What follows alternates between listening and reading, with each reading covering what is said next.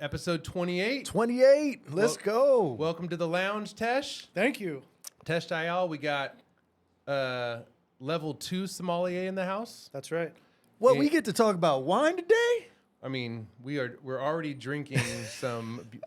Tell the folks that are not here right now what you just opened. This is a wine called Couple Goals from France. It comes from a winery called Sebastian David, Domaine Sebastian David, and it is a unique blend of Chardonnay and Chenin Blanc. It's all unfined, unfiltered. That's why a little bit of fuzziness is in there, which is cool. But it's unique because the Chardonnay comes from the Rhone Valley and the Chenin comes from the Loire Valley. Have you ever visited those areas? Man, I wish. I traveled through wines. Yeah, and I'm working on this. I'm fixing this. Next year, we're going to do our first wine trips with Tesh. Oh, wow. Which we can dive into at some point. But yeah. Oh, man. I'm excited because, a few years ago when I was at the kitchen, I had earned a trip through a vendor to Spain. And then I resigned from the kitchen. And when I left, they're like, nah, that trip stays with us, dog. Oh. And I was like, oh, you're going to do me like that. They did do me like that. But it's all right. One of my close friends who stayed with the restaurant group was continued to work for them for a few years. He got to go on that trip. So next year, I'm putting together my own trip through my business, and we're going to go to Spain. Let's go. I Yeah. love it. Heck yeah. You might need to. I mean, do we get to RSVP for this? Or is it already? Yeah. You guys will be on the email list. You'll get an email invitation about this. It's going to be a big thing. Amazing. Well, let's dive right into it because, I mean, the path of going down to become a level 2 sommelier, and, I want to hear from the beginning. Were you always interested in wines? Let's go back. I was always interested in hospitality. Got it. And when I lived in Merced for a short period of time, there was this, there's only one Indian restaurant in Merced because Merced's not that big. Yeah. Shout out to that one dude. But I went forget his name. I went into his restaurant and I was like, hey man, I would love to get a job. Like I'll do whatever. I'll mop the floors, I'll wash dishes. I just want to get my foot in the door in a restaurant because I always felt like it would fit me really well. Yeah. And the dude was like, man, he looked at me and he kind of sized me up. He was like, you don't want to be in this industry, dude. This industry is a lot of work. You go to school? And I was like, yeah. And he goes, just stay in school. And I was like, okay, damn. So I let it go. And I did the stereotypical Indian thing for a few years. I did IT. I got really good at saying, have you tried turning it off and turning it back on again? I got really good at that. And then I moved to Sacramento, and I did a couple of oddball jobs which I really enjoyed. Actually, I worked with children in the education system as like a IT lead, and then eventually I landed my first gig at Morton's. Ooh, yeah. That's your and first gig, huh? That was my first real restaurant That's gig. awesome. I was at Applebee's for like 4 weeks. Yeah. 4 weeks. Yeah. I mean, can I count that? You know what I'm saying? Like, I was there for 2 weeks, and then Morton's offered me a job. Yep. And I was like, hey, bro, this is awkward, but I'm going to put in my 2 weeks. That's crazy. And so I left that to go to Morton's. And What was your position at Morton's? I started off as a host, Okay. which is like the entry-level position Yep. for any front of the house staff, Yep. right? So I started off there, and it was within like my first few days, I fell in love with like the whole scene. I was like, Wow. fine dining is it for me. If my feet weren't issues and I didn't have kids, I would have been in the restaurant industry for the rest of my life. Like, period. But, you get older and you have kids and Yep. you start actually wanting to spend time with people who you care about. Yep. And everything changed. But it was that time when I was at Morton's. It was a few days in, and I went up to my general manager, and I was like, how do I become your AGM someday? And he was like, dude, you've been here for like 2 days. Slow down. Yeah. And so, but he was like, here's some steps that you can take. And then his final question to me was like, how's your wine knowledge? And I was like, not great. And he said, wine can take you a long ways if you want it Whoa. to. And so I took that advice, and, I told my college roommate about it, and he was an amazing person. We're still good friends to this day. He gifted me my first wine book called Windows on the World of Wine. And I just started reading, and it just took off from there. How old were you? Amazing. Oh, how old was I? Man, 24, 25? Okay. Yeah, it took me a while to I didn't drink until I was like 21. I don't know why. I was a goody two-shoe like little church boy, and I just, I was like a Bible thumping fool in high school, and I just like really stuck to this notion that like I did not need to drink to have fun. I still don't feel like I need to drink to have fun. Just I enjoy drinking. Yeah. Right? It's just like they're two separate things. Yeah. So yeah. So then eventually I started drinking, and then I made a career out of it. Oh man, Was that the Morton's in Sacramento? Morton, Sacramento. what a great place to start, man. Yeah. Oh man, I have so many good stories, and I have so many loves that like really started there. Like before I even worked there, I went there I was broke and in college, and I would go there once a month and put on like the only sports coat that I owned. And I'd sit at the bar and I'd just have one glass of wine because that's all I could afford. And my first glass of red that like really like, oh my God, I had no idea that like reds could taste this good was Cornerstone Cabernet Sauvignon from Napa. And I was like, I sat there, I was just like, I was like awestruck that like red wine could taste that good. Wow. I've never heard of Cornerstone. You should check out Cornerstone. Okay. Yeah, I think they just have like a tasting room in Yountville now. Okay. But dude, their wines are pretty stellar. Nice. Yeah. I know that we've been to Morton's with James, and we've got to utilize some of his wines from his locker. His locker is awesome. I helped stock that. one that this has stuck with me that is just a really good one with a good story is the Lobo. Oh yeah. That one was fire. Yeah. Yeah, that winemaker is a badass. Yeah, she's fantastic. All of her wines are really good. And all those wines age really well, all those cabs. So we he likes to go and visit the tasting room a lot. I just like to drink his stuff out of his locker. That is awesome. Is a part, I made James a VIP at Morton's. Like that's legit. Like he was a guest, right? And he came in. Him and his wife came in. This is about 13, 14 years ago. And I was a server now at Morton's, and James came in, and he was with his lovely wife, and they sit down, and I greet him, and he's like, "I'll have an appletini," and I just kind of like checked him. Oh my goodness. I was like, "And what will you be having, sir?" And he was like, "No, I'll have the appletini." And I was like, "All right." I don't give a shit what anybody drinks. I got this energy and this vibe from him that I could tease him and we could play and have a good time. And we did. So then they kept coming back, and then they eventually started requesting me. And I went up to my AGM at that time, and I was like, "Yo, this guy should be a VIP. Like, they're good people." And they come in and they ball out. Like, we should make him a VIP. And he looked at me and he was like, "Go tell him." And I was like, "What?" He was like, "Yeah, that's your VIP." Whoa. And so I have that like ingrained in my head. I was like, James is not only a good friend, but I got to be the one to tell him like, you're a VIP because I want you to be. That's a great story. That's awesome. I have no doubt that he would have been a VIP no matter what.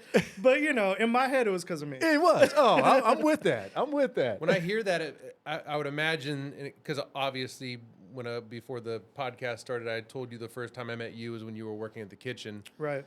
That probably just doesn't even feel like work to you. Like doing customer service and like the James story, that's got to just feel like something that comes really natural for you. My social bucket is very large, and so I enjoy spending time with people. I enjoy being a part of the highlights for people's day and experiences. And so the restaurant industry, it was very, very good to me. That's awesome. Yeah. So how many years approximately were you at Morton's? At Morton's, how many years was I there for? I was there from, I think, about 5 or 6 years. Yeah. Yeah, I had a good run. And then, somebody else was up for a management position, and I worked really hard to showcase that I was ready for the management position. And they passed me up for somebody who had experience. And so I went to my general manager, who was my mentor, and I was like, "You kind of just told me I need to go get management experience." Yeah. And he was like, "What?" I was like, "You just told me like I need to have management experience to be a manager here, so I'm gonna go do that." Wow. And I took a job that I did not like for a few years, and like I would go home and I would cry because I wanted to quit so bad. Damn, what job was I this? hated it, man. This is going to be on the internet. It was at Piatti. And it wasn't anything against Piatti. I love Piatti, the restaurant, the concept. At the time, the team was going through a difficult transition as a management team. And it was really tough. Much different culture there than the culture you were used to at Morton's. Yes. Yeah. It was, Morton's is a machine, right? Yeah. Like you come in and everything's firing, everything's working, everyone has a sense of purpose. And it was a little bit more free and a lot less guided. And the whole place was just kind of messed up. Everyone had like, there were a lot of interpersonal issues that were happening that, you know, you're the new guy and now you're like in the middle of, and it wasn't great. But I am grateful because during that time, I really got to dive into their beverage program. So I got to focus in on wine. It was then that I became a level 1 som, because there's a group of people in Sacramento who are really kind of coming up at the same time. And there's quite a few of us who eventually landed at Ella. And there was like 5 or 6 like certified somms at Ella just on the service staff. Wow. Which was crazy. Wow. And amazing too. Yeah. That was like, you know, I hate looking back, like good old in the heyday. But it was a good time. Like there was a good run at, you know, even when I was at Morton's, there's a small group of people who like really like vibed and had the right energy, and you come into work and it didn't feel like work. It just felt like I was coming in to do what we love to do. Yep. So Man, I want to dive right into what that process is to become a som. We drink a lot of wine, a lot of good wine. That don't mean I know anything about what it is. For us lay people, tell us of what the process is to become level 1 and then level 2. I wanted to hear that. The shift from level 1 to level 2 is a drastic one. Yeah. So Piatti happened. I was there for a couple of years. I got a phone call from Ella. They were like, "Hey, we worked with you at the Tower Bridge dinner. We'd love for you to come join our team." And I was like, "Awesome." So when I got there, I had told them right away that I was interested in having a hand in the beverage program, particularly the wine. And they said, "Okay, cool, heard. We'll do what we can right now. We could really use your help just as a manager and with the non-alcoholic beverage program." And I was like, "You want me to order Pepsi and coffee?" And they were like, "Yeah." And I was like, "I'm going to do that really well." Yeah. So I did it for about a year, and I was going to ask for a raise, and I was pretty vocal about it within my management team. So I think that the ownership knew I was going to ask for a raise. And they did me one better. They came back to me and said, "Actually, we have this transition happening at the kitchen. Oh Would you be interested in going and being the som there?" And I was like, yeah. But they made me interview for it. I interviewed up against some guy who was coming from Dubai who wore like white gloves to serve wine. And, ultimately they chose me, I think, because of my personality and, being approachable. And that's kind of the vibe and the energy that you want at the kitchen. Yeah. And so I got the job. And so I signed up the day they officially offered me that job, which was like very early January or late December. They offered me the job, and like the next day I was enrolled to take my level 2 som exam, which was 4 months later. Now, for those 4 months, I did not have a life. It was everything wine. I read wine. I listened to wine. I listened to podcasts about wine. Whoa. TV had to be wine related. We would go grocery shopping. My wife would quiz me the entire time, and it was just nonstop absorption of material, and just the world of wine. So it does take a lot, but during that 4 month, I felt that transition happen within me. I was like, oh, I think I know some shit. You know what I mean? Like I was like, oh, I think that I could probably walk into a building and like let people know something about this. Yeah. And it was a great feeling. And now it's been years now, and like now I find myself like forgetting more stuff than I've learned. Like I have to go back often. People ask like, "How do you remember all this?" I was like, "I don't, man." Yeah. I'm constantly going back and looking through guides and reading on wines and reading articles and trying to stay up on knowledge. It's still a lot of work. Man. Isn't part of it too, part of that whole process where you said your 4 months was all wine? Wouldn't it, one of the biggest parts of that, drinking wine? I mean, Absolutely. Okay. Yeah, at that time, we during my time at Piatti, when we were doing the level 1 thing, we had a small tasting group that would get together and we would practice blind tasting. So I had a good kind of like foundation underneath me because I had this group of people who were actively working towards this collective goal as like a small community within Sacramento. But then when I got to the kitchen, at that point it just became taste as much as I can and go out and then go to a bar and pull up and just say, "Hey, pour me a glass of wine. Don't tell me what it is. I'll go to the restroom. Pour me a glass of wine. Don't tell me what it is, and let me just sit here and break it down." Because that was really the only time that I had. That just sounds so badass. I want to be a part of that. We could start a small group. I just need some. Wow, that does sound badass. It's fun though. It's fun, and eventually it becomes a cool party trick, right? People like hand you a glass, and you're like, "Oh, try this." You like take a sniff. You're like, "Oh, that's Cab." And they're like, "What?" Like, "Yeah, that's Cabernet Sauvignon." They're like, "Oh, damn." When you got a job at the kitchen, and you were when you're now working at the kitchen, sommelier at the kitchen, who was the chef at that time? Kelly McCown. It was Kelly. Okay. Yeah, Kelly had started about 6 months prior to me. Can I just say this? I love Kelly, by the way. Like I've been did the restaurant thing for about 15 years. It's tiring, it's exhausting, it's also a lot of fun. But also, man, you meet a lot of chefs who are just not it, bro. Mm-hmm. Yeah. They are difficult to work with, and I don't know what it is about front of house and back of house like clashing, but it's a thing sometimes, and it sucks when it happens because you have to go through growing pains together and come out on the other side and be like, our shit doesn't matter. We have to do service. Kelly is one of the best chefs I've ever worked with. Man. Down to like, I would go up to him and be like, hey, dude, so-and-so didn't like this dish. This is weird, but they want a peanut butter and jelly sandwich with Cheetos. And he would be like, I got it. It'll be there in 5. That's incredible. Awesome. Yeah. And I could, and that's just a bad example, but Yeah. I could literally ask him for anything and he would say, I got you. And that's, as a front of the house manager and leader, having a chef who says those 3 magic words, I got you, is a game changer. I love it. Yeah. I love it. I've had some good meals with Kelly, and man, it's a special place. I've got to find out about some just incredible wines, obviously, going there. I think for me, I think there's like, if I answer this honestly, if somebody shows up to the kitchen with their own wine, do you guys care about that? Like, or because like the wine list at the kitchen is insane, is so insane and so superb. I guess maybe I'm overthinking it because my thought process is it's maybe a subtle way of the customer thinking like the wine I have here is maybe better than. No, I think you're overthinking it a little bit. Okay.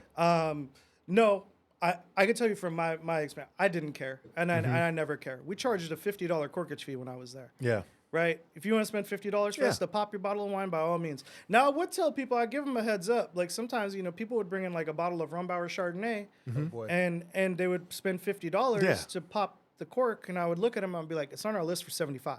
Yeah. So like, it's cheaper for you to just buy it from us and save your bottle. Yeah. Than it is for you to pay corkage and eat the cost of that bottle. So if you're gonna bring something, just make it make sense. Yeah. Right. That being said, when I ran that program, first of all, that wine program was dope. Yeah. Okay.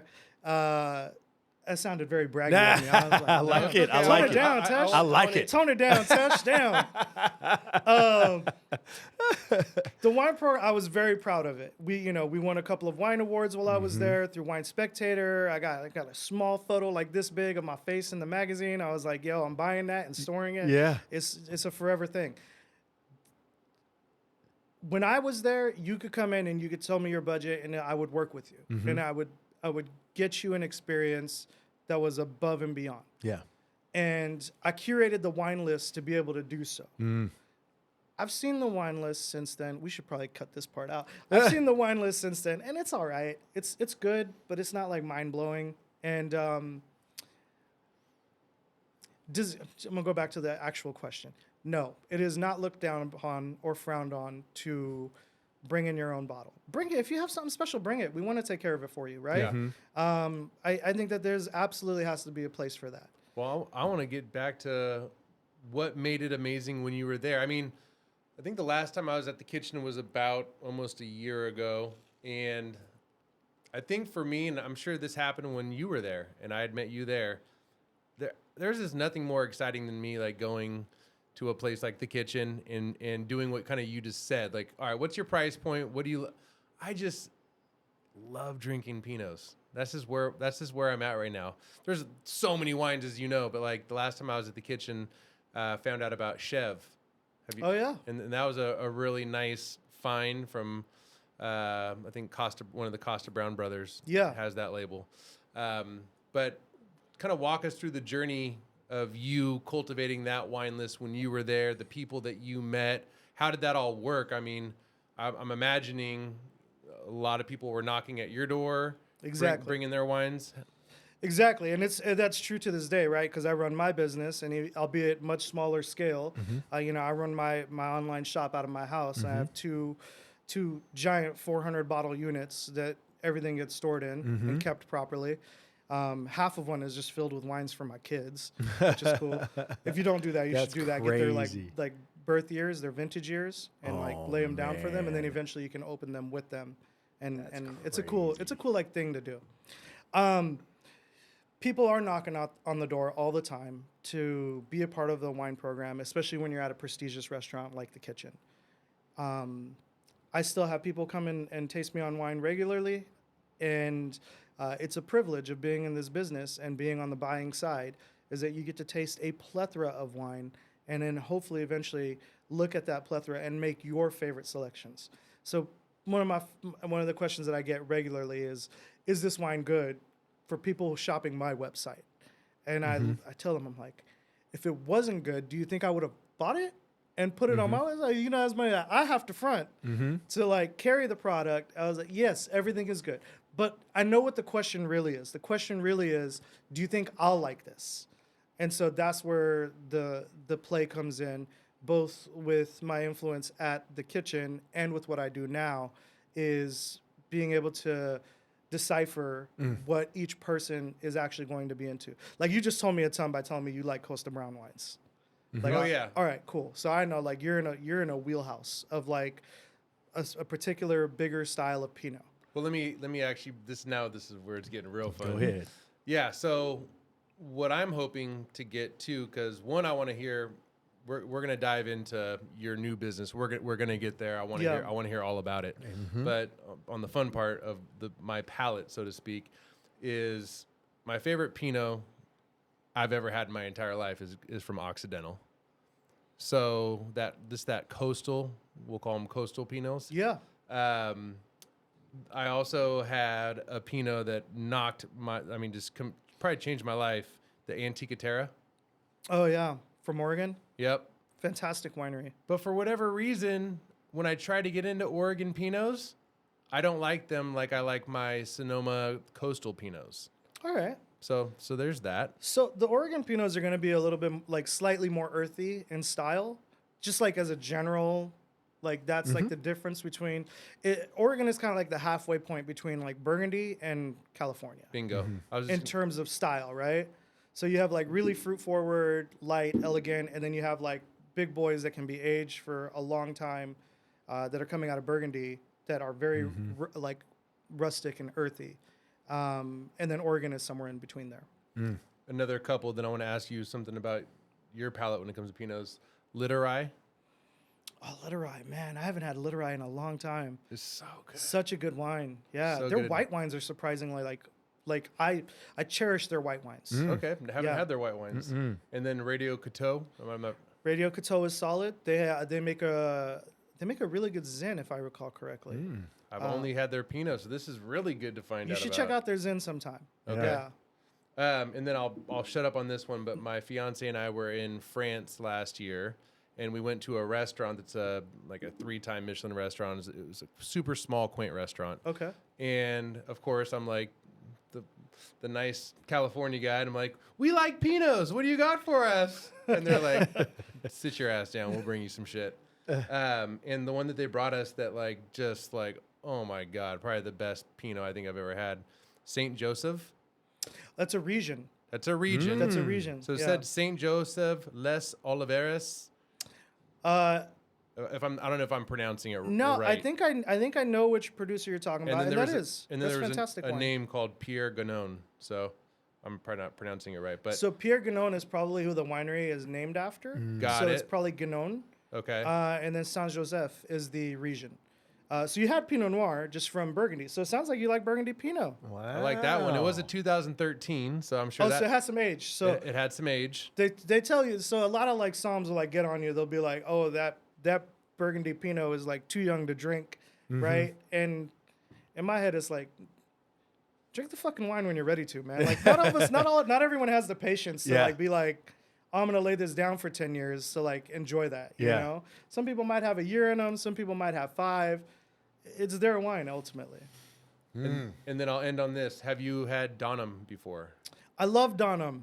Donham makes fantastic wine. Donham, then. So we've been members there for like years, and it's like fantastic place. It's one of the very, very, very, very few wine memberships that I'm just not going to get rid of. It's such an experience going there. Their Pinots are like ridiculous. Their Chardonnays are stupid.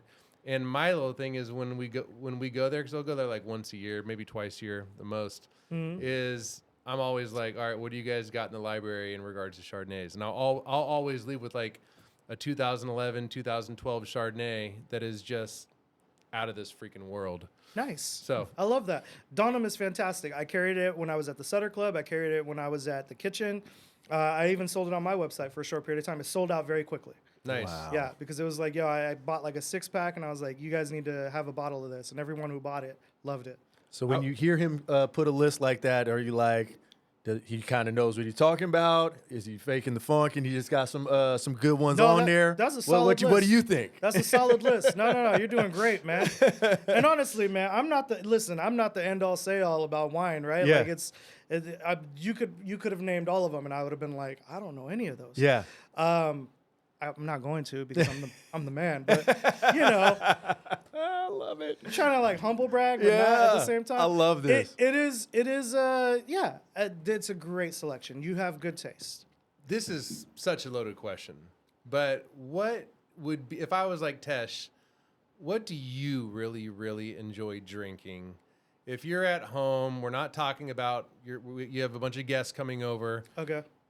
It doesn't necessarily have to be paired with food. It's just, but I want to stay in the world of reds for this topic. Is there like a Cab, a Pinot, French, Spain? Like, is there any sort of go-to for you that comes to mind, or is it just changes so rapidly? It changes a lot. Okay. It changes. I'm assuming, yeah. If I had to pick a category where I was like, I'll never say no to that, it'd be champagne. Really? Like, I'll never say no to champagne. Oh man, I love it. I'm with you, man. Yeah, man. Like, I'm a bubbles whore. Yeah. Why is this, Tesh? I'm 41. How old are you? I'll be 40 this year. Okay. Yeah. And Rene is about to turn 45? About to turn 45. I don't know. Damn, y'all make this shit look good. I have hella gray hairs and man. shit. Oh, you guys are doing fantastic. Under the purple lights, it looked good in here, man. You're baby face, dog.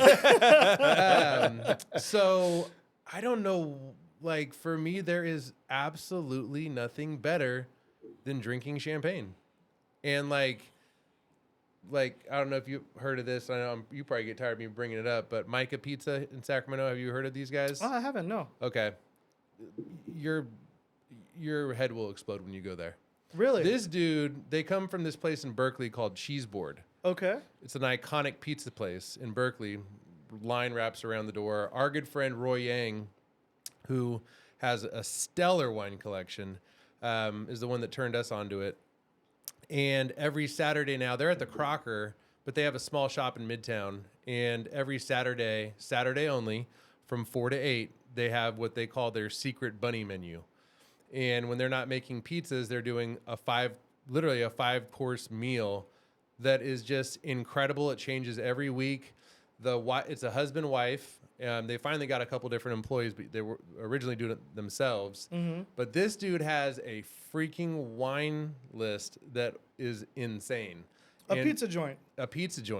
Crazy, and right? They make all their pizza. They're also a bakery. They bake bread, a lot of sourdoughs. Their pizzas are a featured pizza of the day.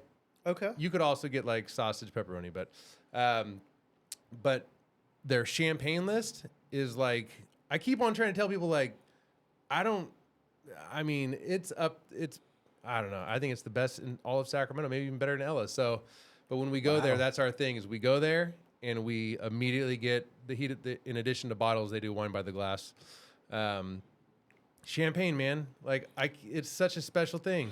Man, you're feeling great, drink champagne. You're feeling mid, drink champagne. You're feeling down, drink champagne. It's always the right answer, right? Yeah. It's like people like ask, like, what's the right wine to bring to a party? Always champagne, right? Yeah. You can't go wrong. Yeah. It's always a safe answer, but beyond being a safe answer, it is incredibly delicious. It is. On your wine program, are you selling champagne as well? Oh yeah, Love it. yeah, have to. Are you selling? Are you selling sparkling stuff like from other regions? Both. Both. Like Yeah.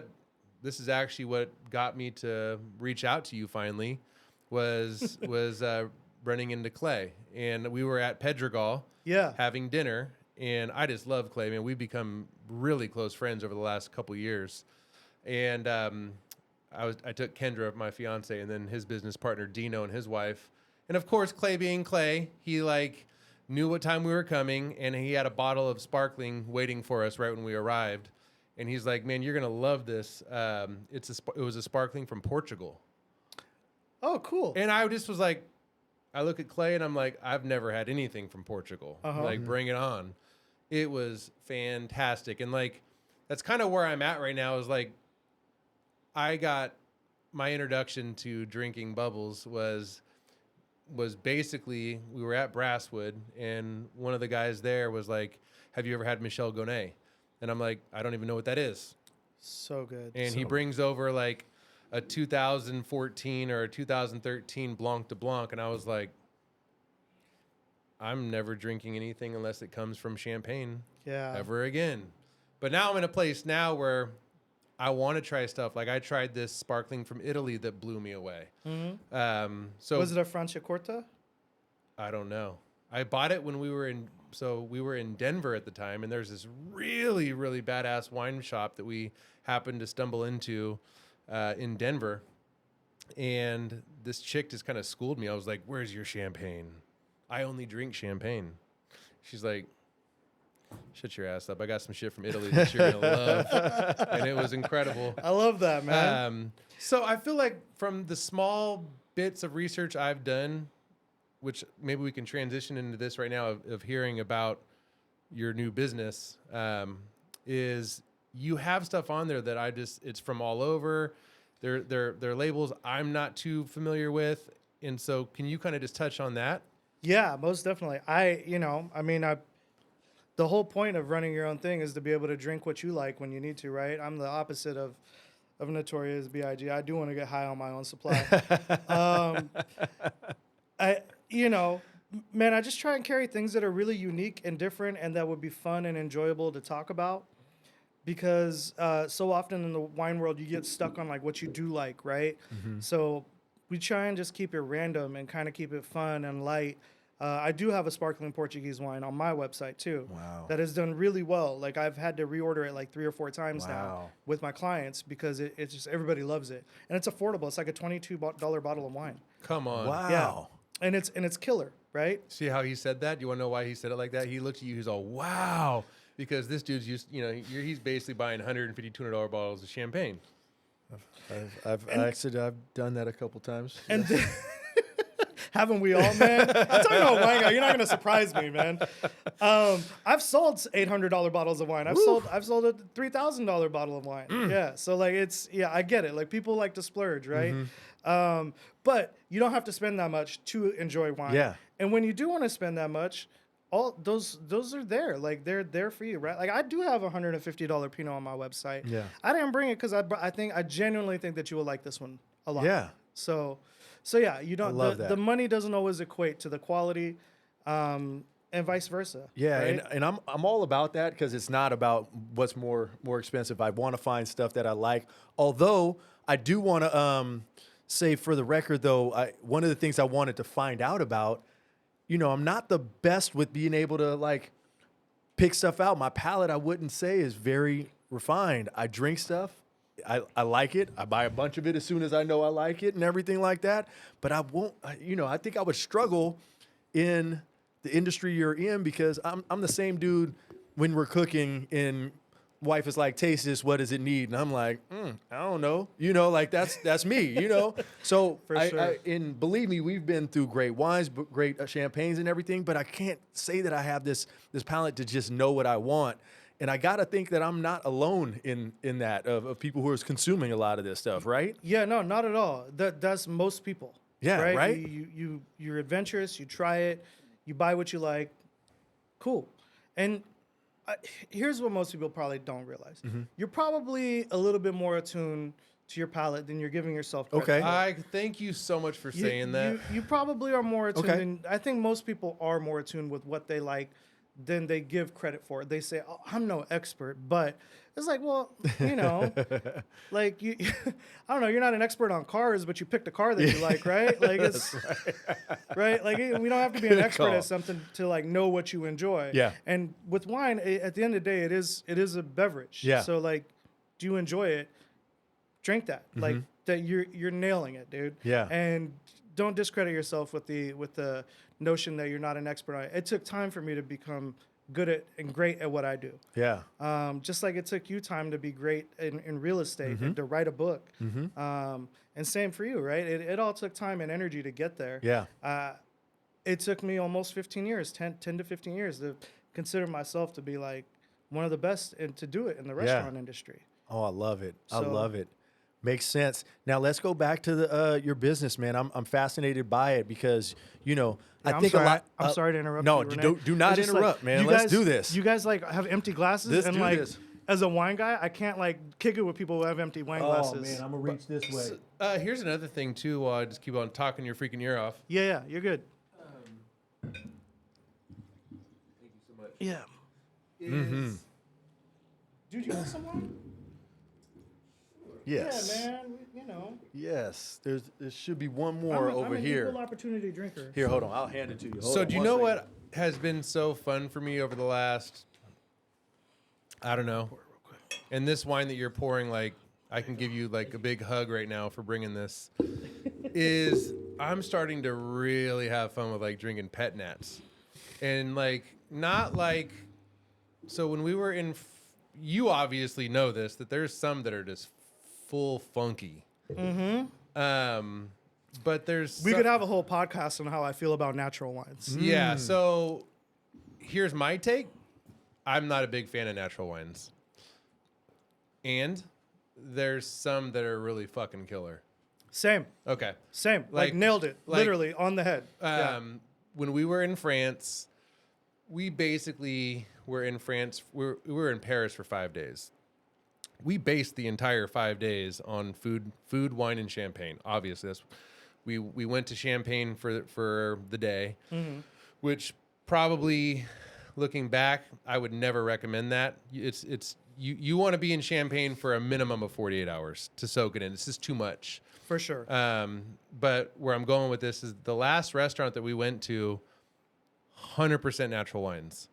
And we ended up ordering like some red Pinot natural wine. And it just wasn't good. It wasn't like that 2013 St. Joseph, you know what I mean? Right. But this is a natural wine. Damn close to natural wine. Yeah. It's unfiltered. It's unfined, it's unfiltered, and really what it is they say like with natural, because it's not a defined category, right?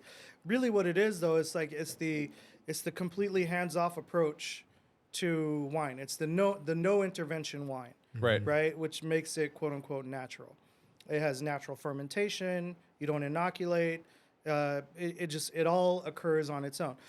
My problem is that like, listen, man. Sometimes you might want to fucking intervene. Yeah. Thank you. Yeah. Okay, like don't like.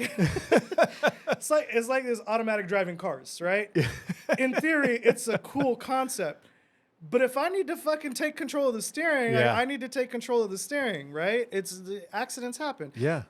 Stuff happens with wine. It's a living thing. It's a living product. So if you're getting down the run and you're getting close to bottling and you're like, I haven't really done anything to it, that to me is a little bit of a red flag. It's like, you should have, like science exists for a reason. Yeah. Like, make it make it what you need it to be. Now I'm not saying like go add like Mega Purple 5 to it and shit, but like Yeah. That's Camus, but carry on. yes, it is, which is why I don't fuck with it. But you know, it's like I'm not saying go do that, but I'm saying like if you need to intervene and like call an audible on your wine and like make adjustments or do some chemistry to actually make your wine sound, then do that. One of my biggest problems with natural wine is that we have this kick of like natural wine bars, and I feel like we're just teaching people to drink and enjoy shitty wine. Yeah. And it's like, oh, like, you know, I showed one of them, I'm not going to say their name. I showed one of these natural wine bars a good natural wine. Like it was sound, it was clean. And I poured it for them and they looked at me and they said, their exact words were, this doesn't smell like natural wine. Oh my goodness. And I was like, that's because it's sound. It doesn't smell like Brettanomyces. It doesn't have like that funkiness. It smells like good, clean wine. And they were like, yeah, it probably wouldn't fit here, even though the bottle fucking said no intervention wine.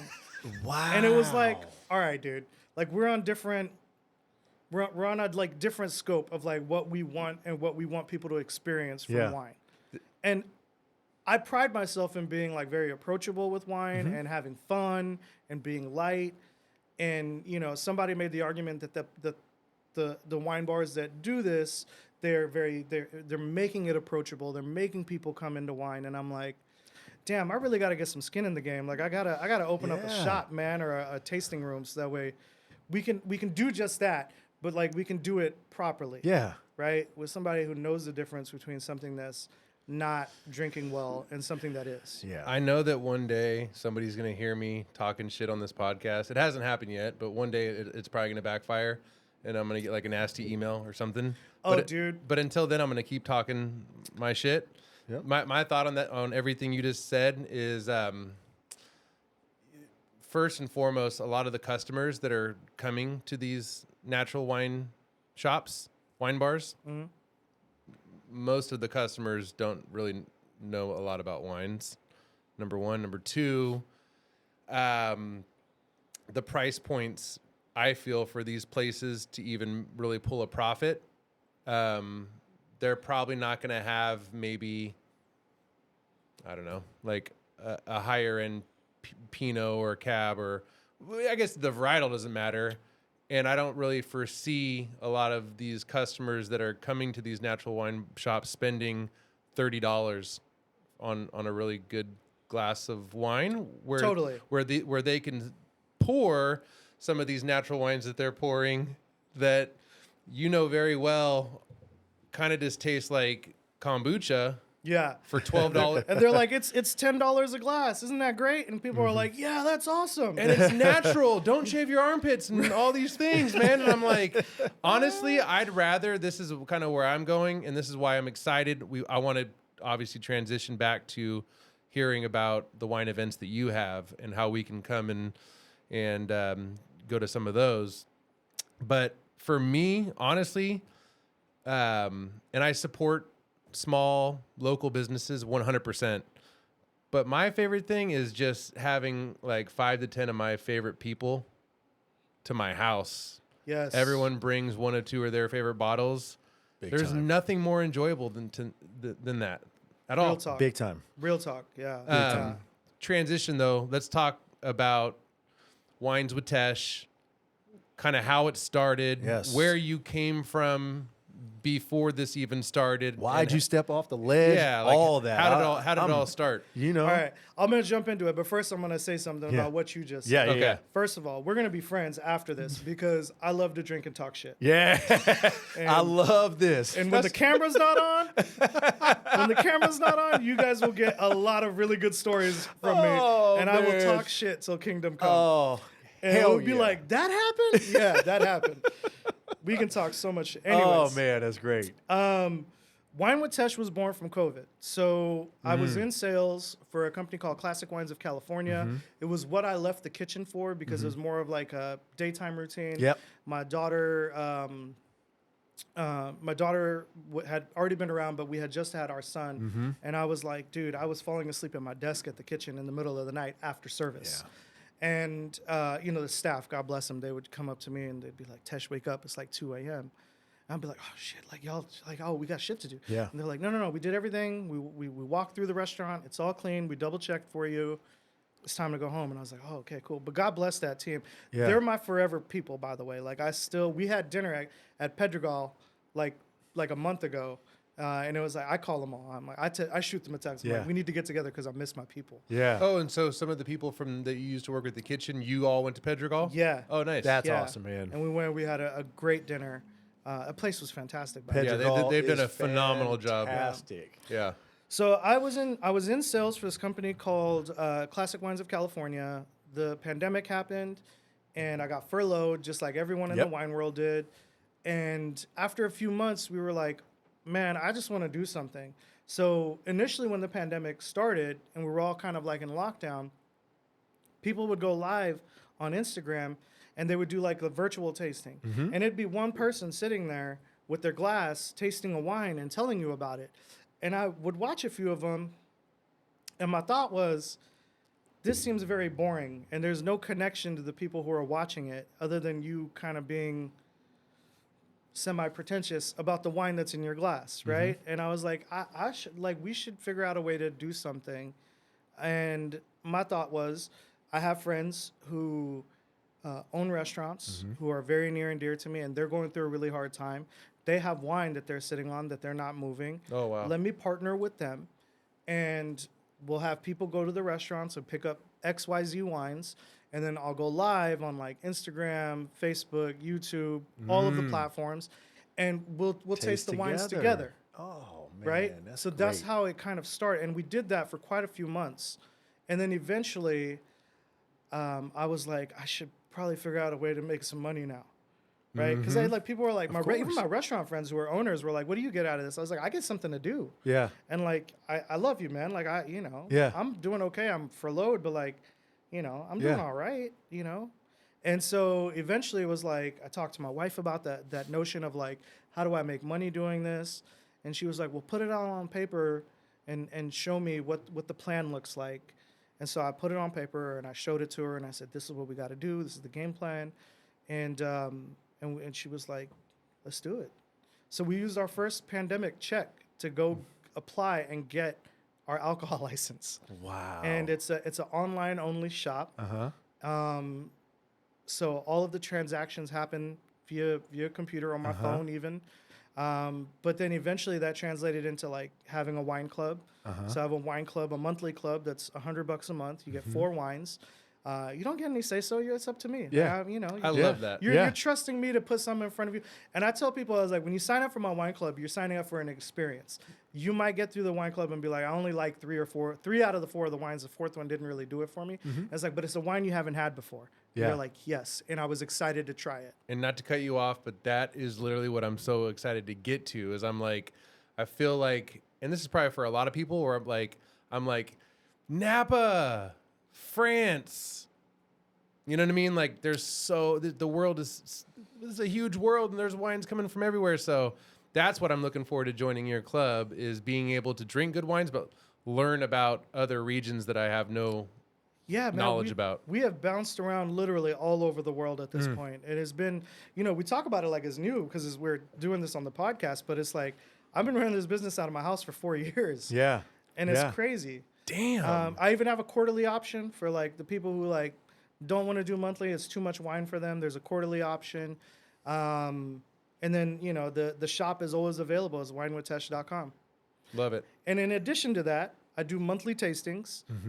We kind of bounce around from restaurant to restaurant, but I have great friends in the restaurant industry who are very gracious. They allow me to do corkage. And then, they'll prepare the food and we have small bites and we taste through the 4 wines that are in the wine club that month. How much are those? Those seats are $50 a seat. Got it. Great. And that's for people that are members and non-members, or do you? Anybody can come. But when you're a member and you want to re-up on wine, you get a personalized 15% discount code to shop the website whenever you want. So Got it. if you love the wines in your monthly box, you get 15% off on any reorders that you get. Yes. And every bottle comes with a QR code. Yeah. So you could just scan it, boop, and it pops up on your phone, and you just reorder from That's your phone. awesome. And then I'm sure you also have champagne, sparkling wine, and wine that you'll get that won't be a part of the 4 bottles a month, correct? Yeah. And do your members find out about those just from you sending emails out, or Emails and just shopping, man. I think there's like 80 wines on the website right now, 85 wines that you can choose from. And then on top of that, if you're like, hey, I love this wine, can you get it for me? I do that too. and I'm sure also do all the members get access to your personal cell phone? They do. So like What? All of my clients are my friends. Like you think your friends are going to be, before you go into business, you think your friends will become your clients? Wrong. Your clients become your friends. Love it. And your friends are your friends, and they love you, they support you. I love them to pieces. But like your clients become your friends too. And so everybody. I have one good friend, James Shelby. He'll be in like Mexico, and he'll send me a screenshot of like a dinner menu of like what he's having. And then he'll send me a screenshot of the wine list and be like, what should I drink? That's so good. And I respond. Well, first of all, James is like my brother from another mother. It's like, no, I'm going to, and I would do that for anybody. Though. Yeah. If anybody texted me and they were like, hey, what should I have tonight? That is awesome. This is what you should order. This is what I would drink. Awesome. That's so awesome. Can I just get some recent dinner wine pairing events that you've had? I'm curious just to hear about maybe a couple recent ones. Yeah, there's a couple that come to mind. I did one with Aziz over at Brasserie du Monde. We did like French wines that you haven't heard of, like the unseen, untold stories of like French varietals, and that was really geeky and really fun. Phenomenal dinner. That was really fun. Another one that I did was an event that I called Double Doubles and Bubbles, where we do double burgers with champagne. Where'd you have that at? So we did it twice. The first one we did at Locked Barrel upstairs in like one of their private rooms, and Jason Lockard, shout out Jason Lockard, good people. He opened up the place for us, and he did these little mini sliders and French fries, and we drank really bougie champagne. I think we did like Bollinger. We did Juillet l'Allemand, which is a Grand Cru grower producer, small producer. And then we did. Oh my gosh, it's a big house. What am I blanking on it? Bollinger, Juillet l'Allemand. There was one more. I'm blanking on it right now, but it was a good one. And yeah, it was great. And then that was a successful event. Where's Locked and Barrel at? Locked Barrel is on the like L and J. Yeah. 11th and J. Excuse me. Yeah. 11th and J. Yeah. Great spot. If you're a whiskey drinker, you need to go hang out there. Yeah. Okay. Yeah, phenomenal bar. And honest, like one of the best smoked old fashions I think you can have in town.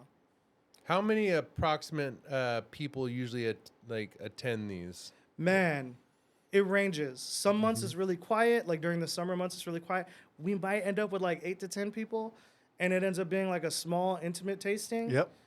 Not for the special events, but for the monthly tasting. And I've gone all the way up to like 55. Yeah. And it was like, oh shit. Yeah. Like, yeah. Now we had to adjust. We had to like find a different space and like, yeah. So it ranges. And the fun part is that I get to bounce around, but I think for a lot of people, the inconsistency of bouncing around makes it hard to follow. Yeah. So eventually, I'm going to speak this into existence. Eventually, I'll have my own space, and it will just be a thing that's monthly, and people can count on where they're going to go. I love it. Speaking of burgers, Kendra and I talk about this all the time, but it's not even on the menu. But the burger at Cannon is literally ridiculous. Is it? It's ridiculous. I haven't had that one. They do like shaved lettuce, and they put like I don't know if it's like a vinegar on the shaved lettuce. It's like almost like a salad dressing on the shaved lettuce into the burger, and it's just like, man, out of this world. I can see you. I mean, shout out to Clay. He was like, "You got to get Tesh on the podcast." I love that Clay was just like threw my name out there. Like that's so dope. Yeah, yep, it was. Sure did. I don't know exactly. He had the sparkling Portuguese wine, and we talked about Rob Archie. I know that when we went to the Pedregal private soft opening, we didn't even know this was going to happen, but like, you know, strategically they invited every who's who that night, of course, in the restaurant industry. And I was like, damn, there's Rob, the owner, you know, what's the guy's name that owns Camden? Oliver. There we go. Love Oliver. Yeah, he's there great. was everyone, Beast and Bound, like everyone was there, and he was like, you know, they're going to give us honest feedback is what's going to happen. But you should do one of your wine events at that little private room at Cannon. It'd be maybe a little on the smaller side, but that'd be dope. For sure, for sure. No, when I left the Sutter Club in January, I left with the intent to do more events with Yeah. like people who own restaurants and people I have relationships with. So I want to do these dinners. I want to do these pop-ups where like I'm the guest som, and like tonight we're gonna have a unique experience here because Yeah. we're doing XYZ instead of like just a regular routine dinner. Yeah. So yeah, I would love to do something. That's a like great idea, man. I Yeah. love it. So I love it. Walk us through kind of like, I mean, it's going to be the first one, and this is awesome. Well, first off, let me say, have you traveled to Europe, or have you ever traveled outside of the States before? Nope. No, I went to Fiji when I was 5. Dude. Yeah. Yeah. 5. My parents took me. That's it. Yeah. So where do you think? I'm so sorry. I'm so used to saying no to that question. I went to Portugal this year. Oh my gosh. I went to Portugal this year. That's I'm a big so, difference. I'm so used to like saying no. Like no, I've never traveled. I went to Portugal for like 7 days for a good friend's wedding. Wow. And while I didn't get to taste a ton of wine, like it wasn't focused around wine tasting. Man, I drank wine. Oh, Like, yeah. My wife and I had a blast. It was our first trip without kids. Oh man. It was amazing. We were in Lisbon for a small portion. How dope was Lisbon? I've heard crazy things about Lisbon. Dude, go to Portugal. Okay. Go to Portugal. Lisbon is like a very clean San Francisco. It's insanely nice. The people are insanely friendly. We had a lot of food like at the hotel, so it was all kind of like a little more Americanized. And the one night where we were with the tour guide who took us to Sintra, I was like, that night they wanted to stay and hang out, and I was like, I really want to eat like authentic Portuguese food. Like I'm tired of waking up and having like eggs and potatoes for breakfast. Can we go someplace for dinner tonight that's like really authentic? He was like, there's one place. And I was like, that's the place. The one you see, he just got like this like little look in his eye. I was like, take us there. And so we went and we ordered, and we just let him order. And it was like these meat platters, like giant meat platters. We had like 5 or 6 different types of steak. We had another fish platter that had like the entire fish on it. And it was so damn good. So damn good. Does your wife work? She does. She's a professional organizer. She runs her own business too. That's awesome. Yeah. Does she help you with the wine business at all, or? We both help each other in small different ways. Her job is tough, man. Like there was one day where like she needed an assistant, and I was like, I got your back. We're a team. Let's go. And I went and did it. And at the end of that workday, I was like, I never want to do this shit again. We were organizing an attic for one of her clients, and it was like 3 stories up. Oh. And you had to like we'd take out all this stuff that the client was gonna get rid of, and we'd bag them into trash bags, and I was the one who went down 3 flights, all the way out to the trash can, all the way back inside and back up, and it was like, dude, this is gnarly. I need a 10. Yeah. I need a 10. Yeah. Yeah. I'd rather put on a suit and peruse around a dining room. Yeah. Yeah. Oh man, 2 entrepreneurs in the same household too, man. It's man, we don't get PTO. Yeah. But we are blessed in so many different Yeah. ways. Like we get to spend an insane amount of time with our kids. That's awesome. And my daughter is going to be 10 soon, and I love my daughter. She's she's me. She has a lot of attitude. Yeah. Right? Yeah. And so I'm like, we're just like a few years away from her like not really wanting to hang out with us. And so all this time that we get to spend with our kids, I wouldn't trade that for anything. Amazing. It's man. the thing that I love the most about all the things that I'm doing and I'm invested in, down to the tequila for Melanie. It all affords me a flexibility that I wouldn't get if I was working for somebody else. Love it. Love it. I mean, not working for someone else and having your job be about drinking amazing wines from around the world is kind of like the lottery. It doesn't suck. It doesn't suck, right? Like the only downside, we got back from Portugal and I was like, oh shit, we still got bills to pay. Yeah. But we had a great time. And if you haven't been to Portugal, I highly recommend. Yeah. I got it. What I was going to ask you is, so talk to us a little bit more about, it's going to be the first one, but what you were talking about earlier, the trip next year. So what's the kinda vision. what's the vision and what's the brainchild with that? So the idea was so the name kind of was born like Wine Talk with Tesh. Yep. And I ran it by a few friends before I rolled with it, and as soon as I said it, they just lit up, and I Yep. was like, oh, that's the right answer. Yep. All right, cool. So it's got a cool, catchy name, and then eventually it was just like I told my wife, I was like, eventually we got to do like some kind of trips. We'll call it Wine Trips with Tesh. And I she love was like, that. What? And I was like, yeah. So we just kind of leaned into it, and so we're gonna go to Spain. We'll probably fly into Madrid. We'll kind of head north towards like Rias Baixas, and then we'll go east from there and kind of just make a big circle and then come back down to Madrid. But So is it going to be it's going to be 100% in Spain? It's all in Spain. Got it. So this is going to be one of those things where whoever goes obviously pays for their own flights, their own lodging, or do you think you're going to dial it to the point where you pick out the lodging? You obviously pick out the whole trip is going to be guided, I would imagine, and they just pay you directly, kind of a thing. Is that? Yeah. So the only thing that any of my clients are going to have to do is just take care of their flights. Yep. So I'll tell you where to be, when to be. If you need help and assistance in figuring out your flights, I'm happy to do so. But once you get there, like the trip is planned. Yeah. And you'll have an itinerary, and you'll have a little bit of downtime, but like it's a wine focused trip. So yeah, that's kind of the idea. I don't is know that- what.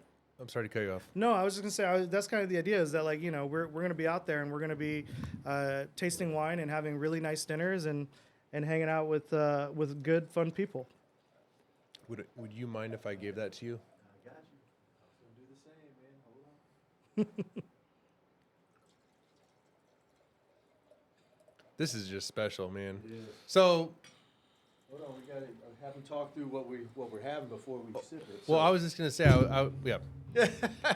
Hey, dude, when you're ready, man, the bottle's right here. Just help yourself, all right? We left. A Do little I bit have for you. permission to send a group text after this podcast ends to James and Melanie so that we can get a dinner on the books? It doesn't have to be, like sometime over the next couple months, Dude? where Yeah, we're all going to get together Let's and do it, have all a of dope us. ass Yeah, dinner that'd and be drink some great. wine.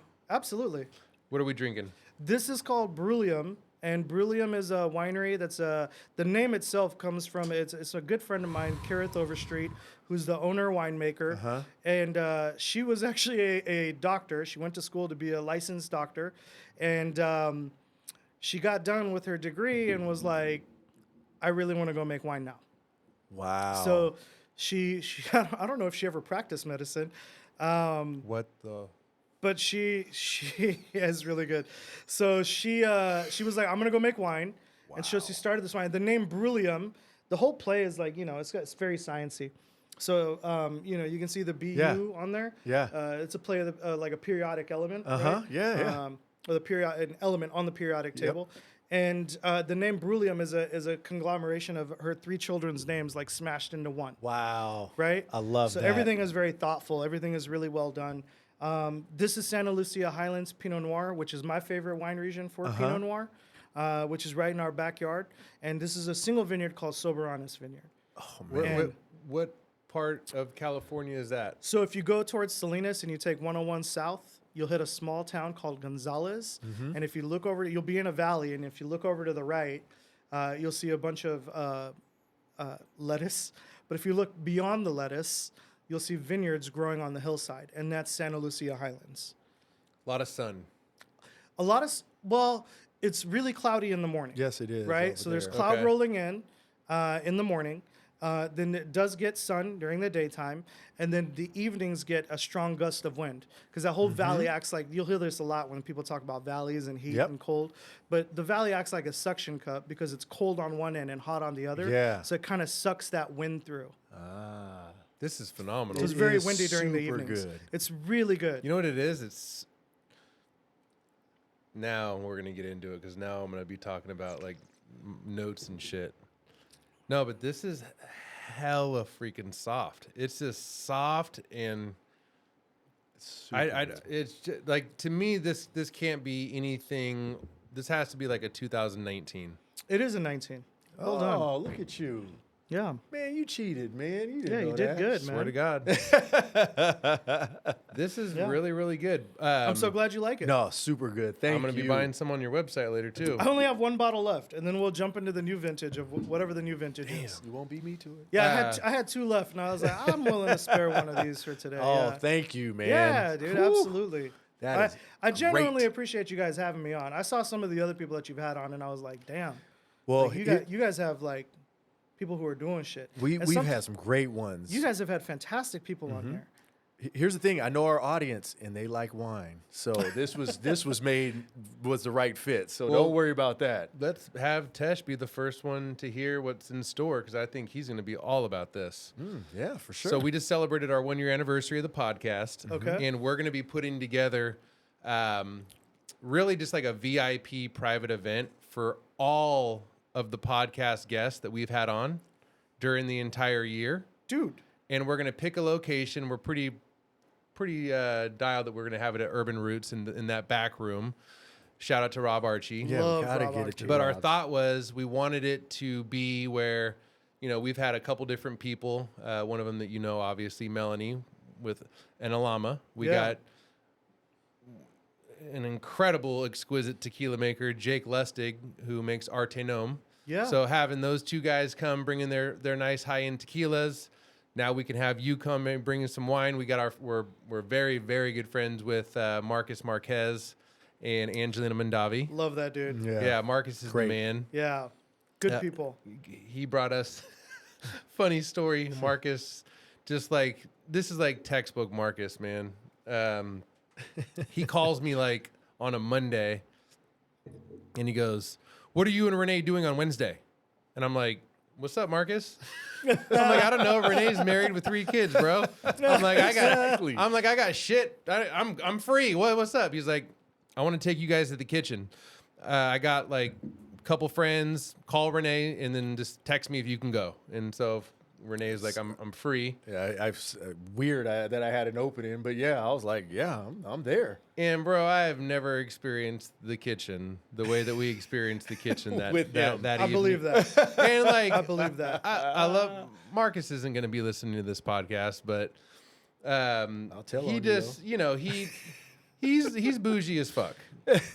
He's bougie as fuck. A lot of people would say the same thing about me. Yeah. So I understand. High standards, man. there's High standards. there's levels Come on, to the man. bouginess. Dude, there are levels to the bougie. Like I tell people, I'm pretty fucking tame. But yeah, I'm not gonna disagree with you. Like basically, like I'll give you an example. Like I found out at the same time with you. I found out about this very small French forward winery right before Brasswood called Morlaix.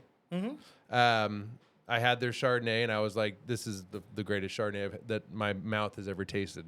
And Marcus, like when we were at the kitchen that night, because I had found out about that, I'm like, "Oh, look, they have Morlaix."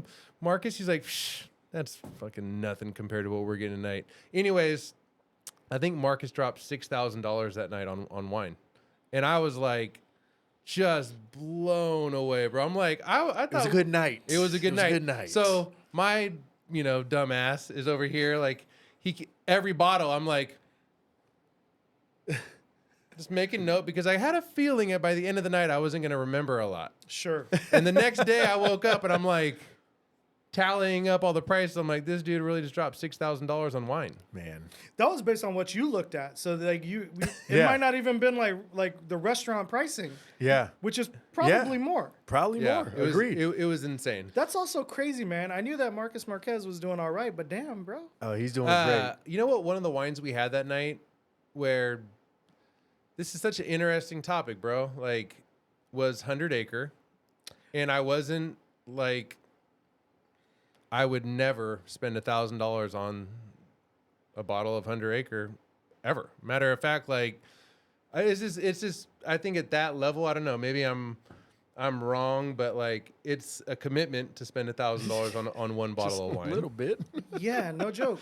But it was kind Yeah. of like, it was the same equivalent to for my birthday, like 2-3 years ago, this dude was nice enough to take us to Edgewood and we had a round of golf. Oh yeah. And then we went and had dinner. And after drinking a couple bottles of wine, you ordered Louis the Yeah, some Louis Louis. the 13th. Louis Yeah. the 13. Yeah. And I felt bad when I found out how much that cost. I mean, it was expensive. I don't know if it was like $200 or. Oh, I think it was more than that. But I mean, I had it once before. It was one of those just to say you have it, say you try it. But we both looked at each other and were like, all right, I'm glad I tried it, but this is not what I would go for. Is what we ended up that night saying. We're also not cognac drinkers, but it wasn't anything that blew me away. Really? Like, Okay. And what's your have you had 100 Acre? Yes. I've also had Louis the 13th. Mm-hmm. I've also been very privileged to have other very, very high-end spirits. Yeah. Okay. Just as a quick note, if you didn't love Louis the 13th, you should try Richard Hennessy, which is their like I haven't had it.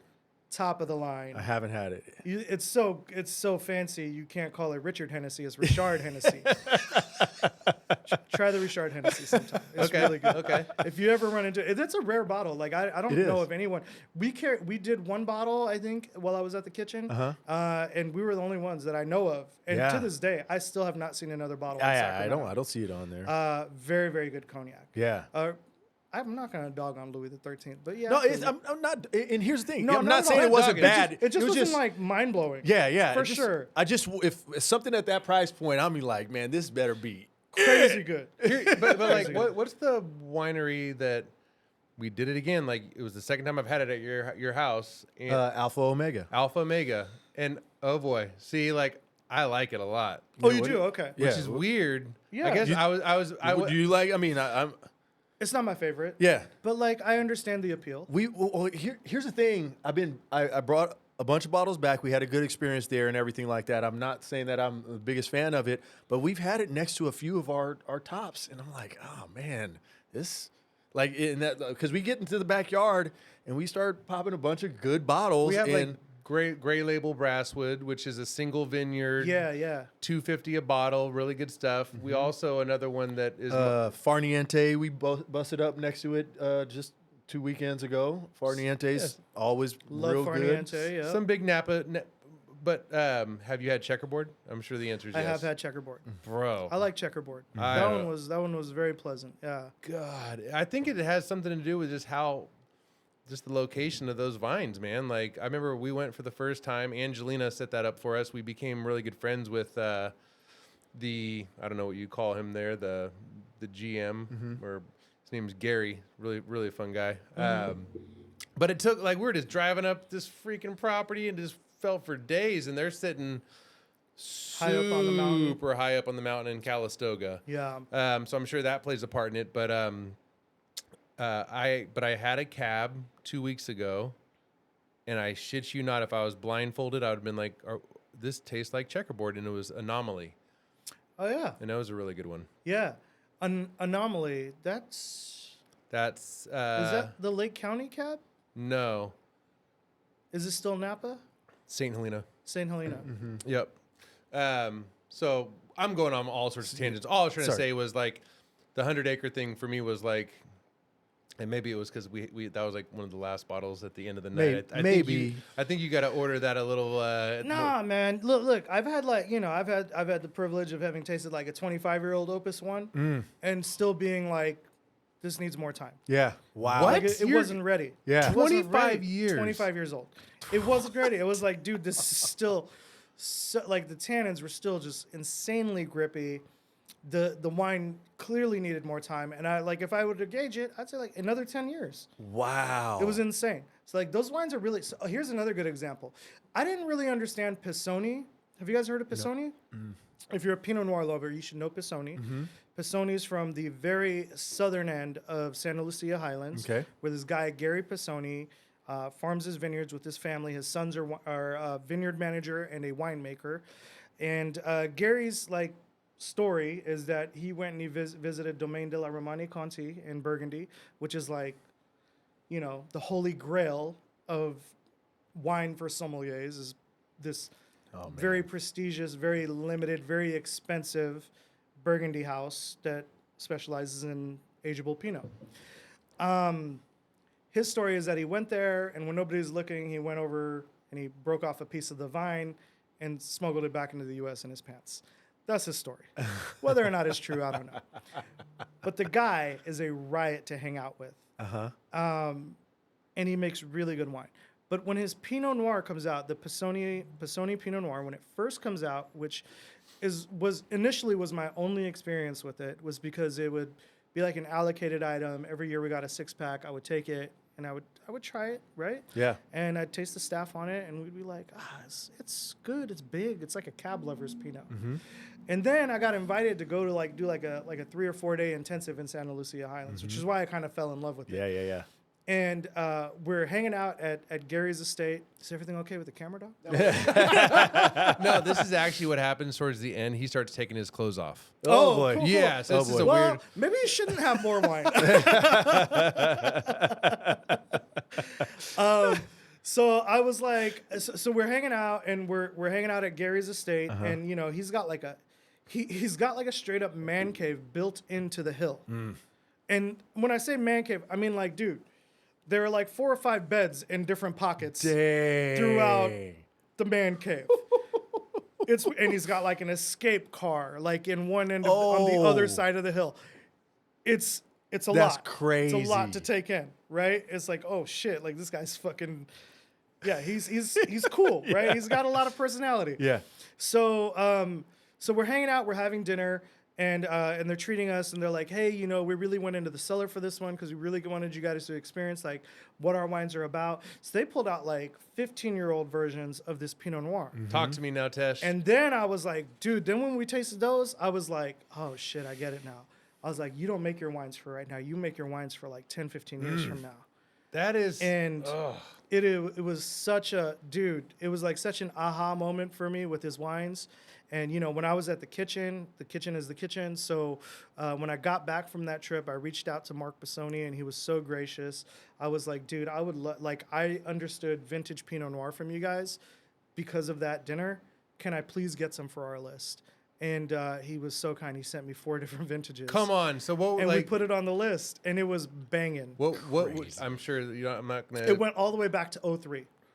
Give me at that time. give me like an estimate on what a bottle of an 03 Pinot from him would cost at the kitchen. Man, like honestly, 300. I think it was probably about 300, maybe even less. Okay. Because the kitchen was pretty gracious with their pricing. They're not. Yeah. They're not like a straight up traditional restaurant where they're like 3 times, right? Yeah. They'd be like, yeah, the more expensive it is, the bigger break we give you. And most programs run this way, or if they don't, they should. They should, yeah. But the more expensive the wine costs, the more dollars you're going to make when you sell it. So like take that percentage and just reduce the percentage. Yeah. It was the reason why we went through 9 bottles of Macallan M while I was at the kitchen. And it was because, and you got to mind you, I bought other stuff in between that. Yeah. Like high end that we sold for $400 a glass. And it was like, because we don't make the margins on it that you would with all the other liquor in our program, but we want it to be accessible, and we want you to be able to treat yourself. Yep. And that was the concept behind it. Oh, I love that. So yeah. That's wild. Yeah, Love there this. was when I found out about my first like vintage Pinot that I had that like just changed me came from Roy Yang. Was, I don't know if I'm pronouncing this right, but Marcusson. I got a hold of 3 2013s. I know that's not when you say 2003, that's pretty crazy. Dude, it's still vintage. It's still vintage, and it's right? still Marcusson. Yeah. Okay. Don't get it twisted. So That's badass. So Marcusson 2013, I immediately grabbed my phone. I'm like, I can't wait to go and visit this place. I'm like, who the fuck is making this wine? I saw like there was no website. There's nothing I can find. Yeah. Like small batch, incredible, but it was that aha moment for me. Like I do feel that most of like the cabs that I'm drinking, they should sit for 10, 15, 20 years, whatever. But I drink a lot of Pinots that are 2022 Pinots, 2023 Pinots that taste amazing right now. Absolutely. A lot of them taste so much better if they were sitting for maybe 5 to 10 years. If you can give Pinot a little bit of time, they're so much more delightful. Yeah. If you can give them the time. But we have this preconceived notion that it's a slight, elegant grape and we should drink it now. But if you have the ability to even give them a few years, they really kind of come into their own. How many years would you say to sit on a rosé? Because not as much, correct? A rosé. Listen, rosé is tough because a lot of people like think that like they need to be fresh, but like rosé is very high acid. So like I'm not saying that like you should lay it down and age your rosés. Yeah. But like if you have a rosé that's a vintage or two old, and like the winery is selling it for like dirt cheap, buy it. Yeah. It still has a lot of acidity, and you're getting a great bang for your buck. Yep. Right.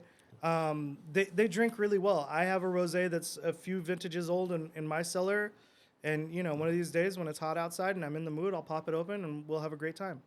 You open up the Donham. The Donham makes a rosé. They make a very small batch of it, and That was a couple years old. it was a couple since I years got old, it. and it was phenomenal. But Yeah. but I had it right out the gate, and it was like, So I'm at this weird spot where, you know, we're so busy and my wife doesn't really drink. So I get tons of wine.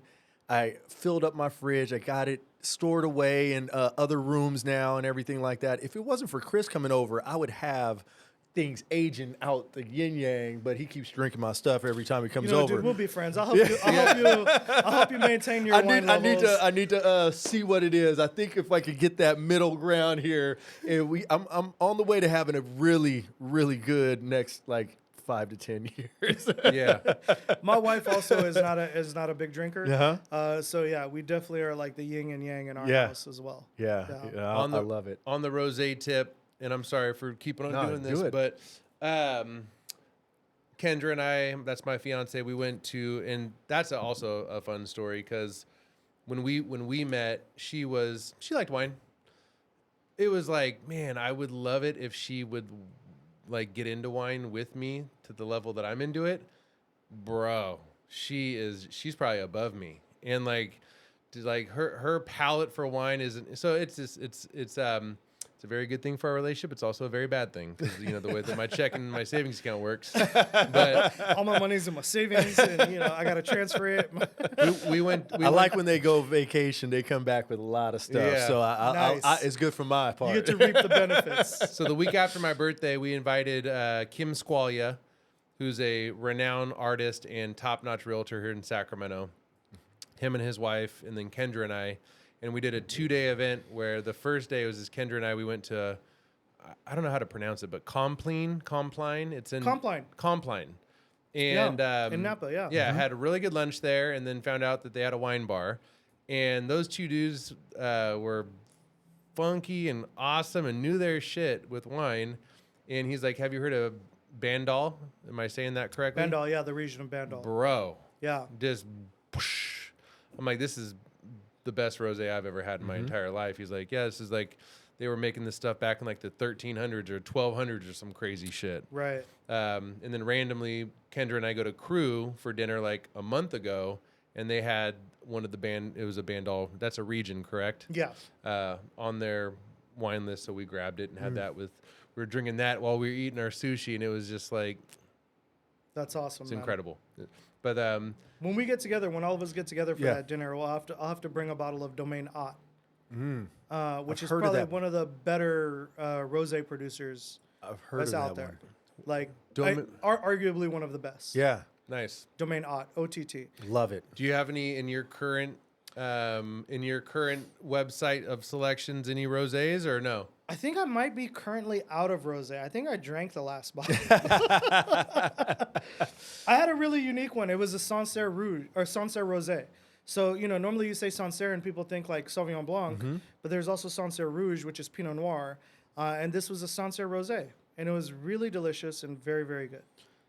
I think I had one, and I'm pretty sure I drank it. I love that. Give us some of the unique ones that you have on your site right now. I want to hear some stuff that you would like to highlight. Stuff that I would like to. This is a good question that I didn't come prepared for. But But that right there. that's fantastic. I have one Well, he bottle only got of one bottle Brouillon. left, so it doesn't matter. I have He one has bottle no of bottles Brouillon left Pinot because left. I'm going on. So That is so good.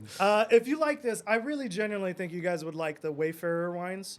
Oh my Fort Ross God. Seaview. You would love those Pinots, and they're vintage Pinots at that. I bought them because they had like a whole like gift box with older vintages, and I took a bottle of each one because they were from my daughter's birth year. They're from 2014, and so those are laying down Yes. for my daughter to enjoy with me Yes. someday. My daughter, who's 9, tastes wine with me occasionally. That's so You know, good. She'll much at I- least come over and like be like, "Can I try a sip?" Yeah. Yeah. You're speaking my language when I say like Occidental. Yeah. Oh yeah. Wayfair is Absolutely. like Yeah. Right up there. Yeah. Oh. Fantastic wines. Damn. Now I feel like I should have brought one of those. But that's No, okay. no, you're No, good. no, no. You did good. That's great. We have Ghost Block. If you haven't heard of Ghost Ghost Block, Block, I I have love heard of Ghost it. Block. A lot of people who are Silver Oak drinkers, I try and turn them on to Ghost Block. It's Yeah. small production, fantastic Oakville Cabernet Sauvignon, like really, really good. That's fantastic. Honestly, man, if I had anything that I wanted to point people to, it wouldn't even be like any particular items. It'd be like, join the wine club. Yeah. yeah. Yeah. Join the wine club because it's cool, and I always like I ask for a little bit of flexibility. It's not like, oh, you get charged at the beginning of the month and then like you get your wines the same day. Yeah. It's like, give me a week or two to make sure I'm picking the right wines Oh, and make for sure they sure. come in. And then also like if you're conveniently like located, because I'm in sales too, so I'm Yeah. driving around all the time, I'll deliver it to you. Yeah. So like How's it currently work? if you're like outside of the Sacramento area, I wish I was, what's his name, Jeff Bezos. Bezos. I wish I was Bezos and I could afford to give everybody free shipping, but I don't run the world yet. Yeah. So there's a small shipping fee, whatever it actually costs me. I just forward that cost. Yeah.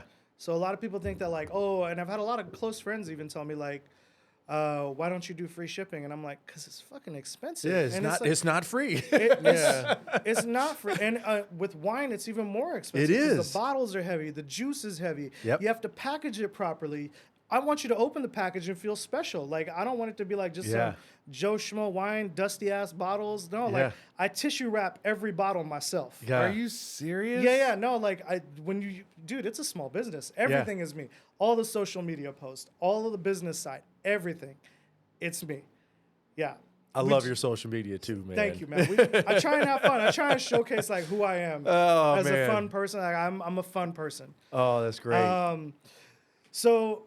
So other stuff that I think is cool outside of the wine club, I have the champagne called by Tattinger called Le Follier de Marqueterie, Okay. which is like it's from a small estate from the original house that Tattinger was founded from, and it's single vineyard champagne, and it is like a damn treat.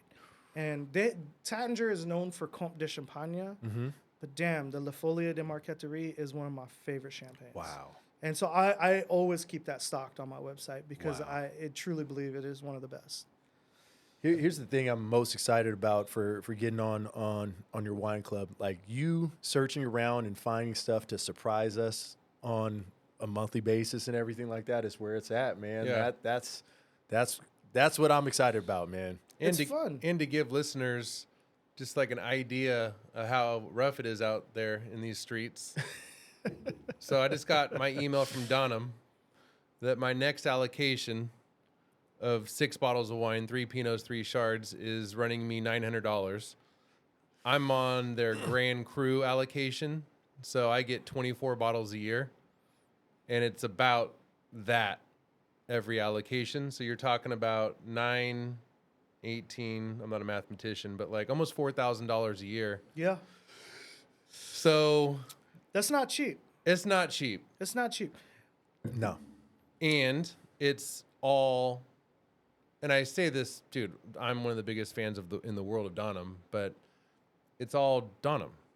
Right. I want to actually start widening my knowledge base Agreed. on wine from different Agreed. regions and just start drinking, like Pinots are amazing. That's my go-to. But I want to find out about some new stuff that I haven't tasted yet. Yeah, I think you guys and people in general, like who sign up for the wine club, like really dig it because of the fact that it's always an adventurous experience. So like, there's some months where we'll be like, all the wines this month are in from France. Some months it's like, I did a varietal comparison. So here's 4 Cabernet Sauvignons, each from a different part of the world. If you have the ability to like taste them side by side, open this on a night where you have friends over, so you can taste them all side by side. Other times it's like, there's no method to this madness, and these are just some wines that I really fucked with this month. And I would rather do that than to be like, here's a theme, and I half-assed the theme. Yeah. I'd rather just give you wines that I really truly thought were good. good than to be like, I had to stick with the theme. And so we'll run into that with a wine club every once in a while. We're like, every few months you might get a box that's like completely random. It's like, what the fuck is this? And it's like, no. I did that on purpose because out of all the things that I tasted in like the last 6 months, none of it made enough sense to be able to put a thoughtful box together. Yeah. So I gave you a random box of wines that was actually thoughtful. Yeah. Yeah. I love that. Man. Oh. Well, Rene, you got some questions, bro. Yeah, we'll get the questions going. So, damn, we haven't even gotten to the questions. I love we this. haven't even got to the questions. This man. is my kind of podcast. Can we pour man. more wine before the questions start, though? I mean, I also have you had Arte Gnome before? I have, but I would love to have some. As you know, I'm doing the tequila with Melanie, and I'm a fan. So, people always ask me what I like to drink when I get home, and it's like, dude, I want a spirit. Like, my wife's not a big drinker. I'll open a bottle for myself. I'm not. There it is. No, he's gonna be all right. He'll be all right, man. I'm like really bad for getting everybody getting. You know what I mean? I did want to. I want everybody in the room this to. one question before you get started. So, going back to the kitchen, you also had to learn a lot about spirits, right? Yeah, absolutely. So, Yeah, I mean- it's one of the things that the spirit program was pretty non-existent when I got to the kitchen. They had spirits on the shelf, but it wasn't a focal point, and it wasn't something that they looked at and were like, we should really put energy into this. So when I got there and I was like, what's this cool bottle of Macallan in the window of the cellar? Like, what is that and why is it there? And they told me what it was, and they told me how unique it was and how special it was. And obviously my next question was, how often do we sell it? We don't. And I was like, what do you mean we don't? Half the bottle's gone. And he said, that's just what we've given away. And I was like, given away? Oh my goodness. I was like, no, you could give people anything. Give people something. It's free, but you could give people anything. Yeah. Don't give them the most expensive thing on the shelf. Yeah. Like, what? And I was mind blown. So I was like, it was that day. I was like, I had made this mental note that like, we're going to sell this stuff. So when I was at the kitchen, and granted, this was the old location, right? So there was the whole stage and everything. Yep. They had what was called the intermission presentation. Yes. And so the intermission presentation was basically like halfway through, you'd get a break. It's not really a break. It's just more food. Yep. But, during that break, I would get up on stage and I would present different beverage offerings for you to enjoy during intermission.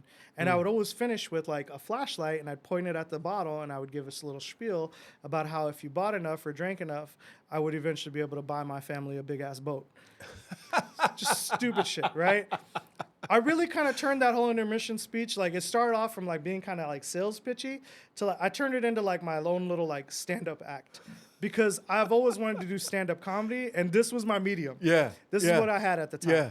So it became just like a funny thing. I tried to tell as many like jokes as I could and just make it fun and make it really light. Yeah. Well, over the course of my 3.5 years there, we ended up going through 9 bottles of Macallan Hemp. Man. But beyond that, bro. Beyond that, it was like, okay, we never had a vodka. And I was like, why don't we have a vodka? And the answer was, we don't have a vodka because then people are going to ask for mixed drinks. And I said, just tell them no. Just tell them we're not built for that capacity. And just have, so I found this really geeky, really expensive Russian vodka. I can't even remember the name of it. It was so good though. It's something with like Jewel, Crown of the Jewel or something. I can't remember what it was. No way that you guys sold a lot of vodka. We did.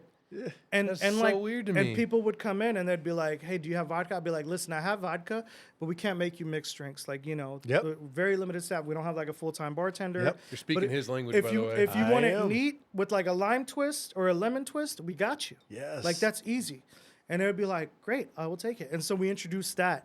And then it became tequila. It was like, "Okay, let's focus on tequila. Let's focus on mezcal," and so on and so forth. And then it just became like a cool thing where like the liquor program became a lot bigger. Yeah. And a bigger part of what we did than I think they had initially anticipated. I bet you it was well received. When you're not drinking wine or champagne, what are you drinking? Right now, I'm drinking a lot of NL Alma. Oh, I love it. I love it. I just commented on one of our posts that she posted on, and I had just bought a lot of tequila from Ro, and we had it in our backyard. Yeah. And we pour them to a bunch of the friends of the family and everything like that. Everybody comes over for tequila, and she was the winner of the night, man. And it was Love awesome. it. I put her up against Love a that. bunch of really good blancos. So it's really cool to have her on, tell the story, but the juice be as good as what she said it was right there in that seat. For sure.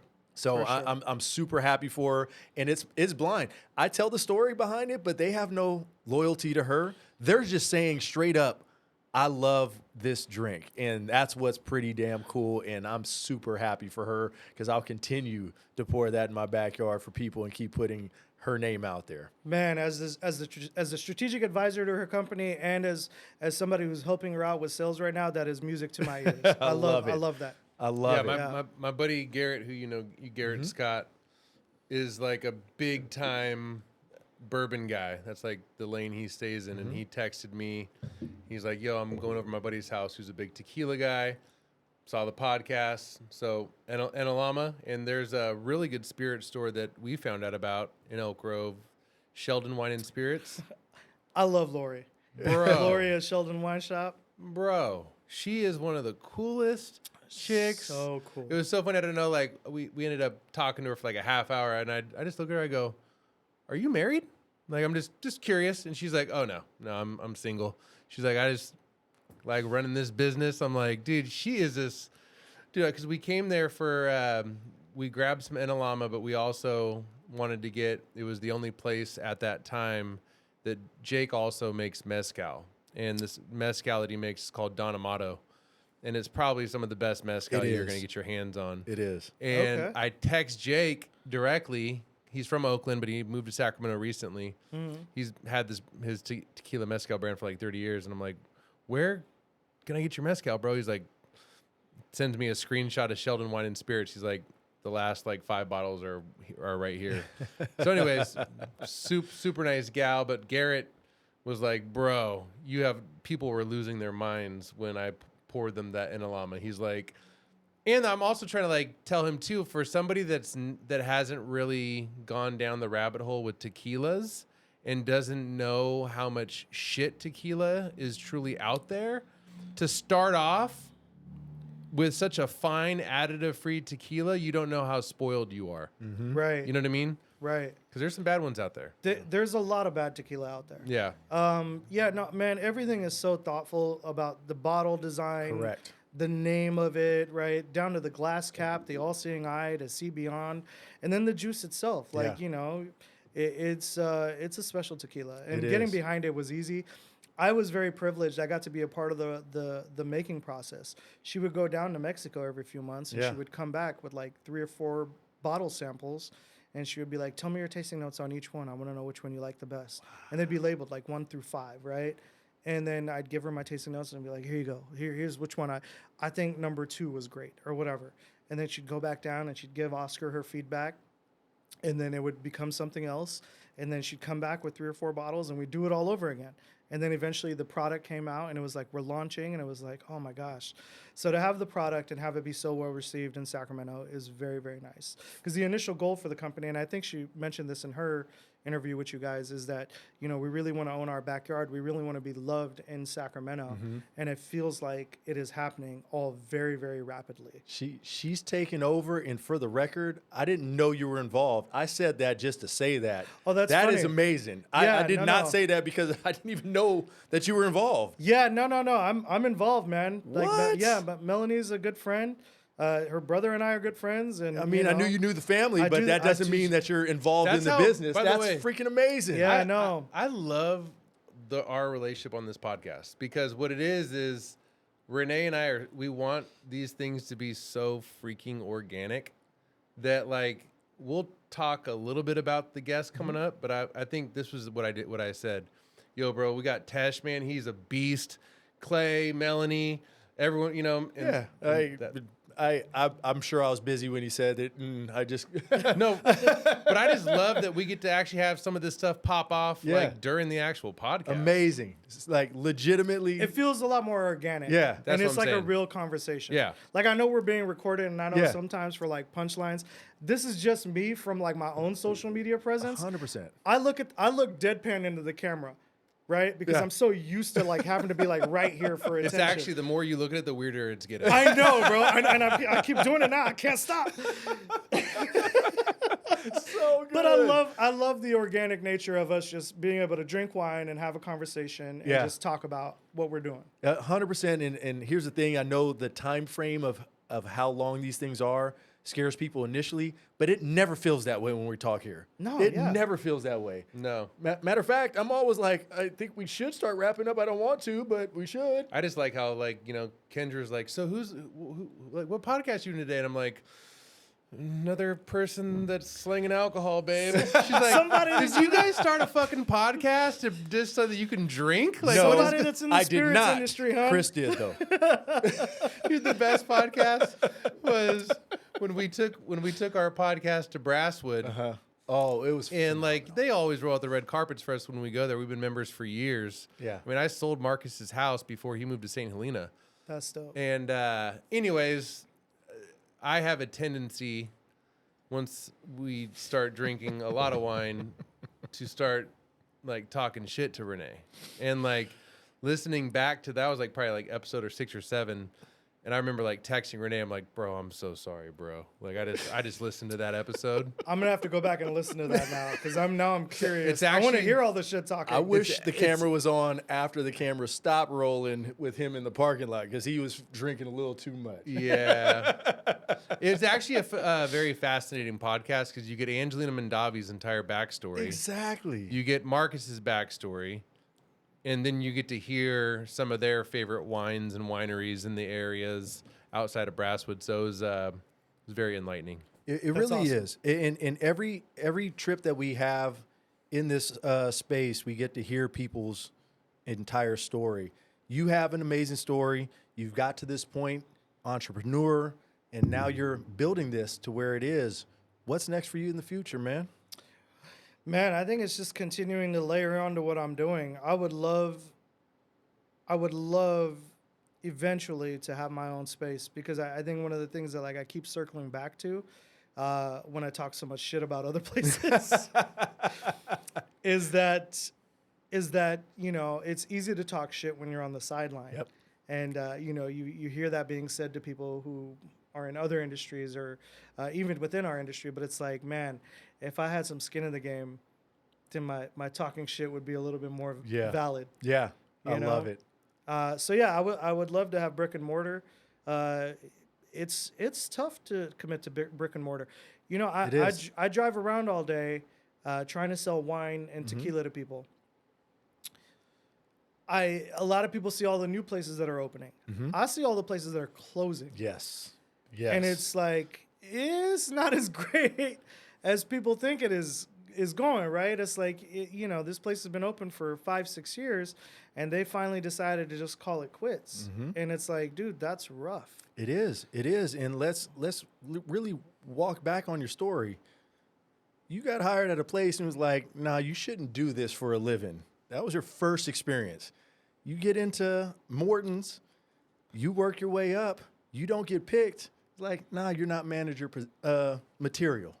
You have to go to a place. It's not your favorite place at all. You get some more opportunities, but it's a story of perseverance is really what it is. And then to lead to when you have a family and to build this business out of necessity to make sure that you can not only provide for your family, but be there for your family. That's what's to be celebrated, man. That's what's to be celebrated. I just love hearing it.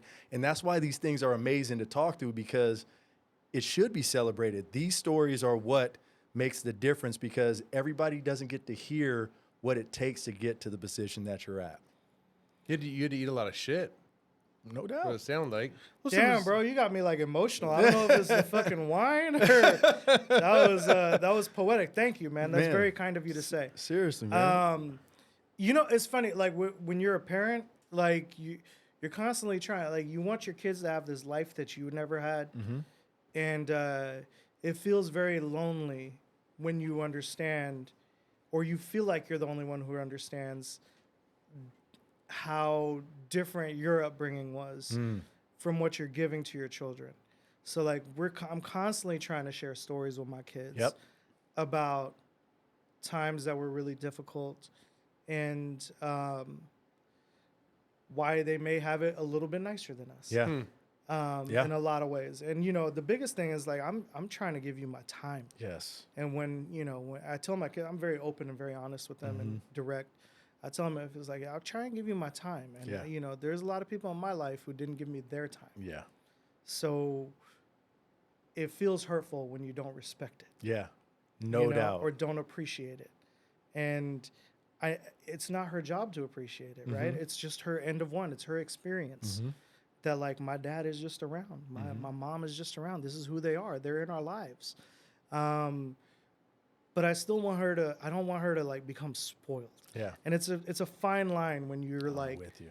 You know exactly what I'm talking with about. It's you, like man. when you didn't come from anything, you want to give your kids the world, but you don't want them to be spoiled. Yeah. Right? That's the biggest question. Oh man, you know me. I don't have that criteria, but I do have the criteria of being the kid that didn't get the time. And I can tell you this, sometimes that epiphany, and I have to remind myself of this too, because I'm at home with a 10 and a 12-year-old, and Kendra keeps on reminding me, she's just like, they're entering this stage of their life. They're girls, they're 10, they're 12. Yep. Like they think that they're the shit, and like you're just this dude. But anyways, where I was going to get at is sometimes that like aha moment happens when they're older. Absolutely. You know, like I agree. Absolutely. I'm banking on that. Right, I mean, bro, mine get are outta older here. than And- yours, but And let's just be honest, right? It would be weird for me to expect my daughter to like really fully grasp it right now. she's like, Dad, can I ask you a favor? Pour us a nice 2019 Pinot. I really just want to share with you how special it is to me that you're present right now. Right. that's great. Right. That's great. I think what's gonna happen is I'll be gone, and then she'll be opening a bottle that I'll lay down for her, and she'll be like, "Oh my God, my father was the best." That's hilarious. That's what's actually gonna happen. Man. In my head, it works out the way you just described. I want to get back to this, and this could, you might not have even been insinuating this, but first of all, it showed a lot of humility when you said, well, yeah, it's easier for dudes on the sideline to talk whatever they want to talk. That's a lot of humility on your part, because I feel that, bro. I have to check myself. I'm like, you're not hating on somebody else right now, motherfucker. Like, you know. But I want to say something. With your industry, though,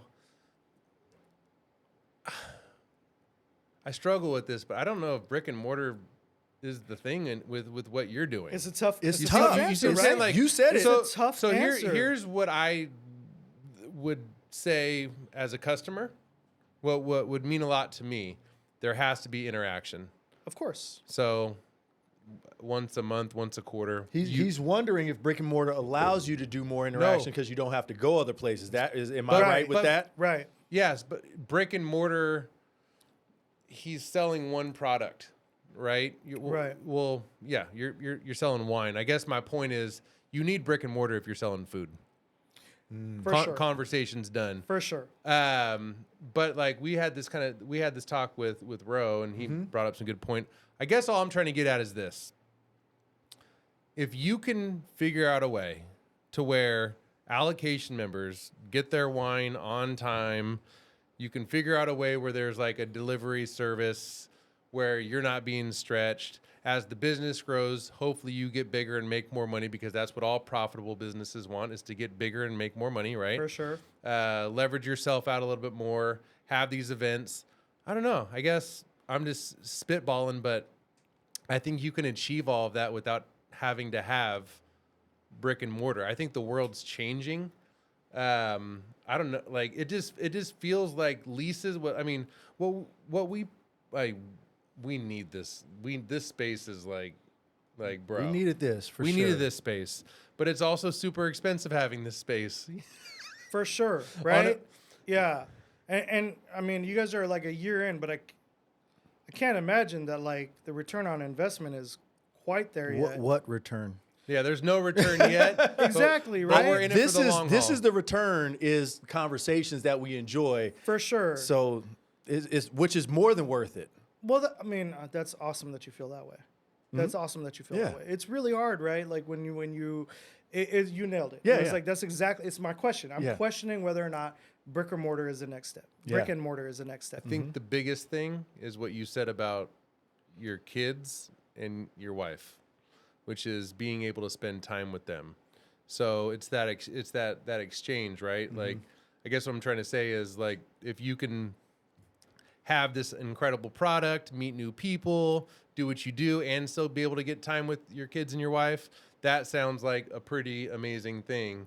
Then you have to like maybe ask yourself if as you're tweaking the business and adding on to things, if it is maybe taking away from time, is it worth it? I don't know. Just posing some. Listen, we're not ever here to cut down what the next step is or what the dream, but we're obviously on Legacy Lounge Shark Tank right now, breaking it down. But yeah, it's you know what, being a business owner in multiple businesses and everything like that, I know there's a lot of things that I wanted, and when I got there, I was like, ooh.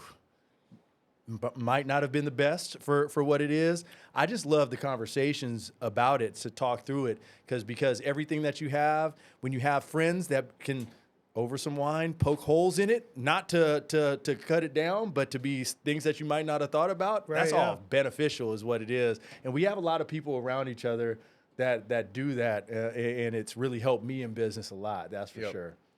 You know, Hit 'em That's with awesome. Hit them with these questions. all right, man. Actually, man, are restaurants off limits since you've worked at them? Are you gonna piss somebody off if I ask you the top? No, you're 100% asking him this question. I told you I like to talk shit. Let's do it. Listen, if you had said, yeah, that's probably not good, and I'll really be like, all right, top 5. Top 5 restaurants. It doesn't have to be in Sacramento, but what are your top 5 restaurants? Top 5 restaurants, like Yes. period. Period. I had one of my best tasting experiences with like food and wine at Benu in San Francisco. Ooh. Never heard of it. Ooh. I love when we get stuff like that. Dude, I don't know if it's the wine or the sudden realization, but do people ever tell you that you look like Jim Carrey? Yes. Jesus Christ, man. I don't know what the fuck clicked in my brain, but I was like, dude, And by the Jim way, Carrey is sitting in front of me and I can't be It cool was anymore. more Ace Ventura to me, but he didn't like that one. this is Drake, by the way. And by the way, if you know Marcus Allen, he used to play for the Raiders. His fucking mocha ass laughing over here. Fucking Drake. Oh, I love this. Hey, I but love here's the this. thing. I've gotten that so many times, and here's my problem. I don't know if I'm supposed to be happy or pissed because Jim Carrey's an ugly motherfucker. Oh, I would disagree. Well, guess what? I have a sticker on my car. I'm not joking. I'll send this to you. I'll text it to you later. My favorite band's called STS9, and at one of the recent concerts, I've been to like 100 shows over 20 years with these guys. Oh, wow. They gave a sticker to my fiance, and she shows it to me. I'm like, shut the fuck up, because my favorite movie of all time is Dumb and Dumber. Oh, yeah. Oh, yeah. And I look like Jim Carrey. This is the weirdest shit. They sent me a sticker of the Dumb and Dumber in this, where they're all dressed up in the suits. Oh, I that's I awesome. literally have it on my car. But yeah, Man. thanks for noticing Man. that, Tesh. I'll figure out whatever Indian. Are you Indian? Yeah. Okay. You said Fiji. Fiji early. Yeah, you're right. Man, if you can find my doppelganger, I would be very impressed. I would be very impressed. Sincerely. I have been searching for somebody who's famous. So I'm going to be like, I look like them. I don't look like anybody. I like San Francisco restaurants, though, that we haven't heard of. So, Oh yeah. You guys should definitely, it's a Michelin-starred restaurant. I highly recommend checking it out. oh, how do we not know about it? There was just a couple of pairings that night that just like... Do you know how to I spell would've- it? BENU. And when I had gone with a few of the other managers at the kitchen, and it was just there was a few pairings that was just like I would have never thought of this. Wow. And it was like it was an eye-opening experience to just like really kind of like open up my preconceived notions about what I think does pair and does not pair well, and really just kind of give it all a go. I love that. And it was very, very fun, and I love that place. Other restaurants that I think are just spectacular. Let's just talk about Sacramento. So, restaurants in Sacramento that I think are spectacular. I think that Cannon is spectacular. Yes. I think that Camden is Yes. spectacular. I love Ella. I love Brasserie du Monde. Never been there, and I don't know why I have never been there, keeps dude. I'm a passing. foodie. God, you Am I guys- tripping on that? Dude, you got to go to Brasserie du Monde because it's like one of the only places in town where you can get like a proper like croque monsieur or croque madame. Wow. And it is like, you think it's silly, right? It's like a fucking ham and cheese sandwich, but it's like not anybody in town Yeah. is doing it, and it is phenomenal. Wow. You can get mussels and French fries. Who doesn't like mussels and French fries? And if you man. like a good champagne list, he has one of the best in town. Okay. You got to go to Brasserie. That's my boy Aziz. I love Aziz. He's French Creole, so we gotta. But still, I've spent a lot of time in France. So my dad had a place in France. So like, even though we're not technically French, it's always been something that's close to me. 'Cause, Sweet. Yeah. Yeah. No, you guys would probably mess with that place. So you would really like We're it. going for sure. Yeah. Sister restaurant to that is Bodega Aioli. If you like paella, if you like Spanish food, dude. Man. Who else do we have to talk about? We have to talk about Mulvaney's. Mulvaney's. Yes. Mulvaney's always like, every time I go there, I'm like, dude, I need to eat here more. Yeah. Yeah. Their food is phenomenal. Yeah. I think they've gotten better as of recent. That's a whole other story. I've been there a few times in the last few years, and every time I haven't been disappointed. So like, I'll say that. Yeah. What else is really? You know what's like nobody's going to, and I feel like everybody should. Bencho Yaki. Everybody's keeps going. bringing it up. Everybody's going to Bencho Yaki, I bro. love Bencho Yaki. Bencho Yaki is hella good. Hella Yeah. good. Hella good. What were we gonna say? I was gonna say Frog and Slim, Never been, and I've heard about it. dude. Go have dinner at Frog and Slim. Every time me go. and the boys go to Frog and Slim, we're like, this place is fire. Okay. We have such a good dinner there. I love it. I love it. And that's a great list. Hey, I'm actually pretty happy, though. I got a good amount of my top 5 is on that list. So I'm happy. We'll get to the second one. I'm actually going to replace the music, man, because you're a wine man. So I need your top 5 wines. You might piss people off, but I need you to list what, and it doesn't even have to be like the most expensive. I'm just talking about if you had to list your top 5 and you were only drinking those. Top 5 wines. Woo! So because I'm a som, I feel like I gotta be like oddly specific here. You might have to be. I There's mean, no it's way more- you can answer this. I know. I like the pressure though. Okay. All right. This is definitely making it real. Let's do it. Oh, Let's do it. man. All right.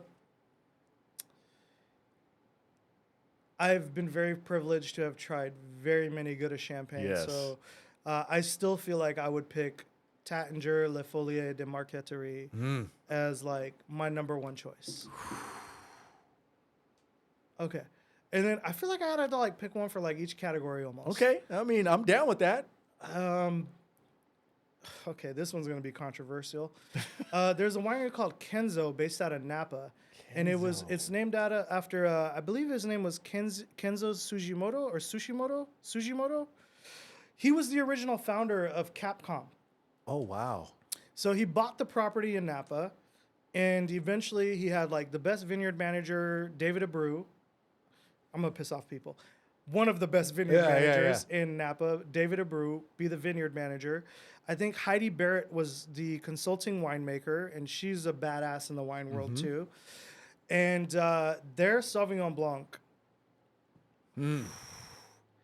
insanely good, insanely good. And I listed it at a reasonable price of $150 while I was at the kitchen. While I was at the kitchen, right? And people bought it and would be like, "Thank you, thank you for the suggestion." Do you know what Sauv Blancs generally go for? Nowhere near that. Yeah. It was insanely good. Mary Edwards is a good Sauv Blanc I've had. Not even close. Okay. Very good. Not even Shut not your even mouth. like It's close his like the list. same like not even in the same ballpark, dog. Like it's like the best playing field. Like it's It's one of the best ones I think I've ever had. Chardonnay. Woo!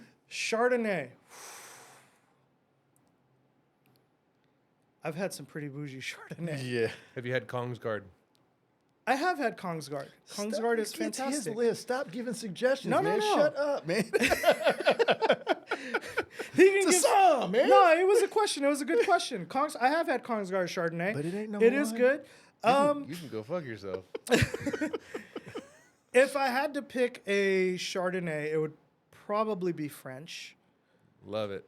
And if I'm just like thinking like I've tried them all. I've had like Corton Charlemagne. I've had Grand Cru champagnes from like the 7 Grand Crus of Chablis. If I'm just like spitballing, dude, like one of the like first go-tos that just comes to mind is J.A. Ferret's Puy Foussé. That's one of the better ones. I think like bang for your buck, you get a ballin' Chardonnay and over delivers for its price point. Man. And it's not going to be your buttery oaky. It's going to be more. It's rich, but it's not buttery oaky. Yeah. Right? Like it's rich of flavor and it's rich. More mineral. Yeah. It's not like a lean and crisp. It's not like a Chablis. Like Puy Foussés are known for being a little bit more full, a little bit more rich. But that one in particular, that kind of like vintage after vintage, it has always impressed me. All right. That's 3. All right, so let's do a Pinot. Pinot is tough because I've had a lot of really good Pinot. There's a lot. Brouillam's got to be involved in the conversation, Yep. but I've just had so much. Okay, another one that I'm just like top of mind, comes to mind first thing. There's a small winery in Santa Lucia Highlands called Puma Road. And they make what's called the Apex Vineyard Pinot. And I haven't been able to have it for a few vintages, but the few vintages that I did get to have were absolutely spectacular. Man.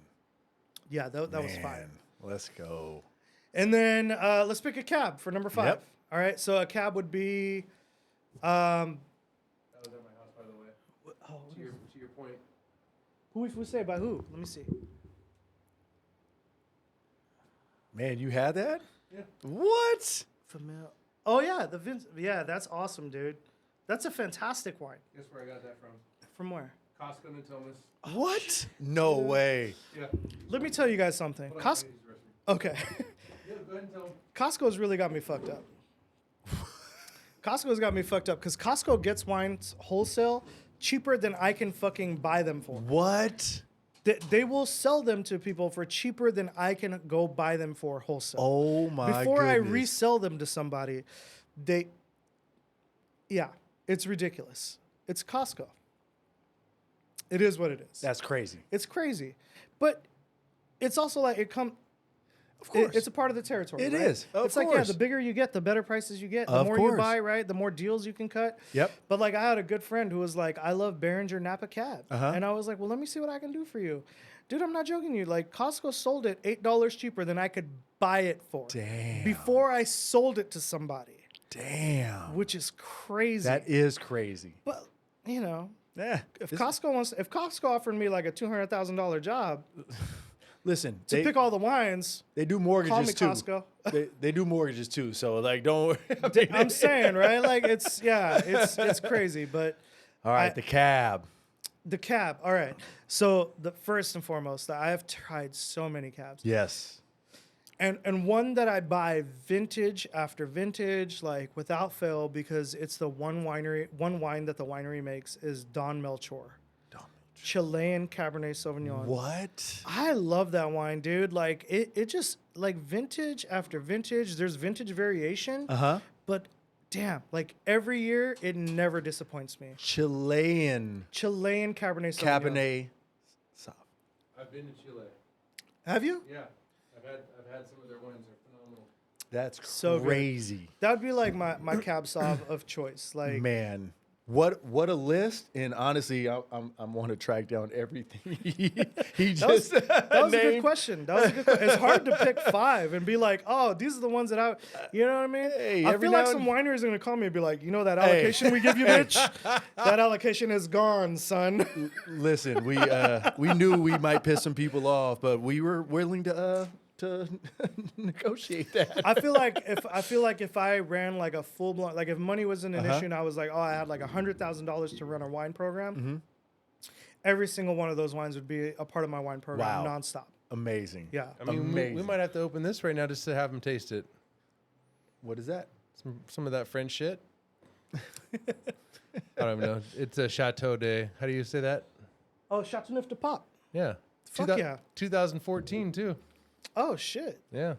We'll give him the opener right now. We'll still go to our last questions. Oh man. This is a fucking dope bottle. Is it really? Yeah. This producer is the shit. And Hey, come on, give me some hand love.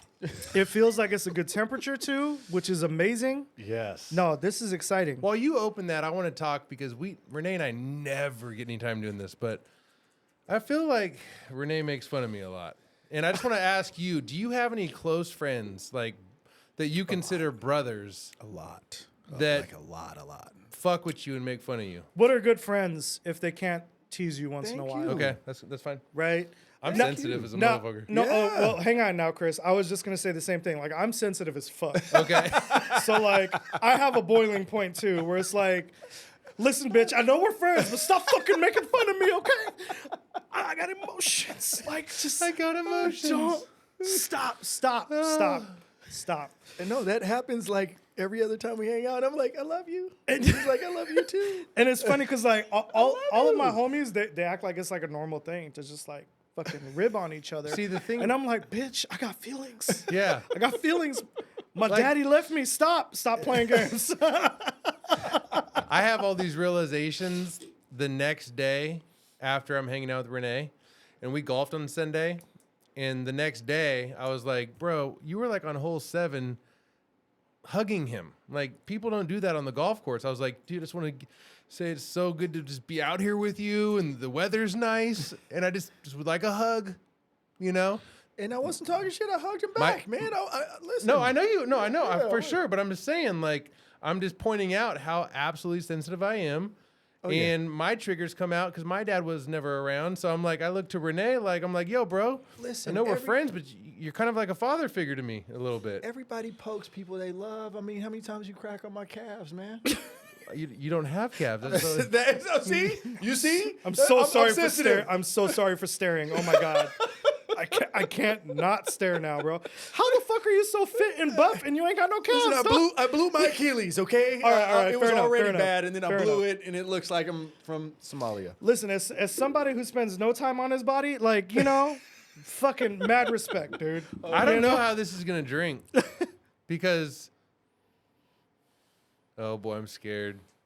It's a little bit of a question mark when it comes to the aroma, but you never know, right? Like, you might get it into the glass and give it some air, and it might just open up and be singing. God, this is. Here's the thing: we get to try this, and then get into the serious questions. Oh, damn. We haven't asked any serious questions yet. Oh shit. Do you smell? Do joking. you smell why he says that question mark? Oh yeah. Wait. First smell. Yeah, it smells slightly questionable, but you never know when you get to the palate. It could be singing.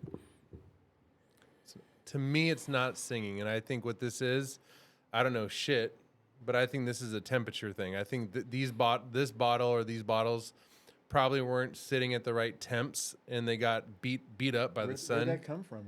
Has it been in here? This was a long time purchase I made years ago from last bottle. It smells a little stewed, a little cooked, but again, you never know.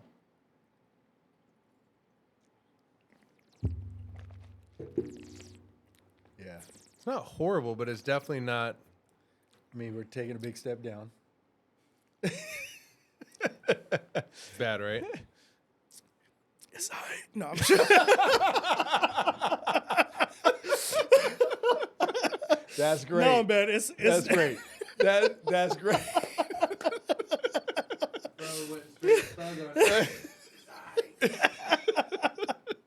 The burn. The burn. Let's give it some air. And Yeah, and let's wait for it. All right. let's see what happens. You Let's know get what I back mean? to it. It's All right. yeah.